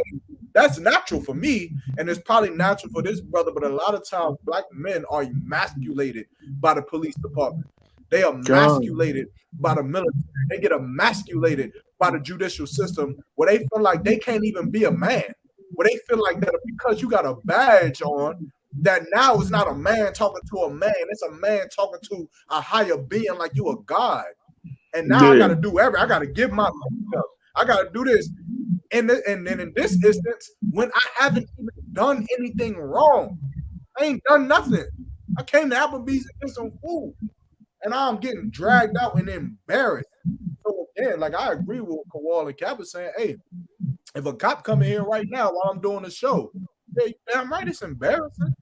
It's embarrassing. But I'm gonna get up. I'm say, where you need me to go? Okay, go ahead. What questions you got? I ain't answering none of your questions. I hope I do know that. I am retaining that from the streets. Without being present. You understand? But I'm gonna do the things that Commander General YAHANNA taught us to do so that we can continue being fathers and brothers to our brothers. But these cops, man, at some point they gotta get blazed on for they negligence, man. And then also to tell the brother who recording that he gotta keep stepping back. Like you are the devil, man. Like you know what you're doing. You telling people to step back. He's saying, like, I can't see what's happening no more. I'm trying to record, and you step back all the way to where everything that's happening is out of my visual of the camera because you want to hurt this brother, man. You want to hurt him. All of those things, all melted and molded down into one thing. It just screams that these officers had ill intent from the beginning. They always do, man. They always do. You think that officers and trust me, I'm gonna be caught for a second. I'm gonna be honest with you, right? Because I'm a little retarded and I do security. Sometimes you kind of wish somebody does. Right. I'm being honest. Come on now, we can be honest on this platform, right, Bible? That's right. God. Sometimes you kind of just wish somebody just does something so that you can do what you trained your whole life to do. Sometimes you just wish that. Well, cops train their whole life to kill you. That's what they train to do. And sometimes they just wish they get the opportunity to do what they were trained to do. Otherwise, all of the training is for nothing. So you have to know that about these police officers. You got to know that before dealing with them in a way that you think that you could deal with them, because they want to murder you. You understand? And at the same time, it's still wrong for them cops to want to murder you. That's they right. should want to protect. They should be willing to sit down. A cop, I mean, I imagine if I was a cop, I imagine I could have just, hey, everybody else stand down. Y'all wait outside for me. I'm going to go down and just pull up a chair and just talk to the brother. Hey, we looking into this. Can you help me out with this? You fit the description. You got the same red shorts on, yada, yada, yada. We just want to know. He'll be like, man, I've been in here for a whole 45 minutes. You can check the camera. Right. Okay. No sweat. You know what? I believe you. Hey, Dabawan, I need you to go to the security and check the cameras for about 45 minutes ago. Coming back in the radio. Yeah, he came here at about 2:20. Right. No sweat, bro. Sorry that we wasted your time. You can enjoy your dinner. We about to be out. But of course, cops, they ain't there for that, man. They ain't there for that. So again, Cap, Kowal, y'all absolutely correct. If you listening to this, if the cops come and tell you to step out the vehicle, just step out the car, do what you got to do, because you're not a criminal. You have to behave yourself like you're not a criminal. That's right. But at the same time, you cops, you better count your days. That's right. Count your days you treat black people, man. You understand? And you need to stop. Otherwise, you might do it to a criminal. That's the thing about police that you don't understand. I mean, you cops that you don't understand. You treating innocent people this way. One day you might do this to an absolute criminal. He gonna blow your fucking brains. Right. That's what's gonna happen. That's right. So, you need to listen to me or not, or just follow your training. Know that. Well, I've seen some videos, some cops getting brains blown away on a goddamn highway. So that's on you. God. Well said, brother. Well said. Another excellent episode of the Chain Breakers podcast, brought to you by the Israelite School of Universal Practical Knowledge. We have gone way over the time today, but it's no sweat. You know what I'm saying? It's all, it's all in favor, or to the point of bringing this information to our brothers and sisters and having these conversations, these tough conversations that a lot of times that we don't have, man. Conversations about Keke Palmer's whoredom, conversations about cops, how they dealing with brothers in the Applebee's and all these kind of things. So we appreciate everybody that tuned in today. I'm not going to do a roll call again because we're so far over the time, man. But everybody, I think I shout out everybody that was on today. Y'all can see us again next week. You probably won't see us because we're going to be in Harlem, New York. Shout out to the Harlem Cookout. It's going down in Marcus Garvey Park. I guess they figured that Randall's Island or Roosevelt Island. Randall's. I think it's Randall's Island. I guess they figured that Randall's Island was too clean. They said, no, we doing it right in the heart of the city. We going right back to Marcus Garvey again. We going to the heart of the city. You know what I'm saying? So we going to be next week. We going to be in Marcus Garvey Park in Harlem, U.S.A. rocking out. You know what I'm saying? For the Harlem Cookout. You know what I'm saying? So everybody, if you're in the zone or if you can get there, man, it's going to be a wonderful time. You know what I'm saying? The brotherhood is going to be on point. The sisterhood going to be on point. The food's going to be on point. There's a lot of events ready. I think they're doing that, like that boat party again. You know what I'm saying? Like that yacht party type thing. You know what I mean? So definitely, if you can get up there, man, it's going to be a time. You know what I mean? So more than likely, you won't see us next week, but it's no sweat. You know what I'm saying? You'll see us the following week, same time, same place, Chain Breakers Podcast. You know what I'm saying? 12 p.m. Eastern Time every Friday, 11 a.m. Central Time. The water to Captain of 10,000 Yagarwap. The water to Officer 1,000 Kowal. The water to Officer 1,000 Yarmak. I'm Officer 1,000 Dabawan. We appreciate everybody that tuned in today. To the brothers, we say Shalom. Yahweh Bashim Yahweh Shah Barak Thumb. And to the sisters, we say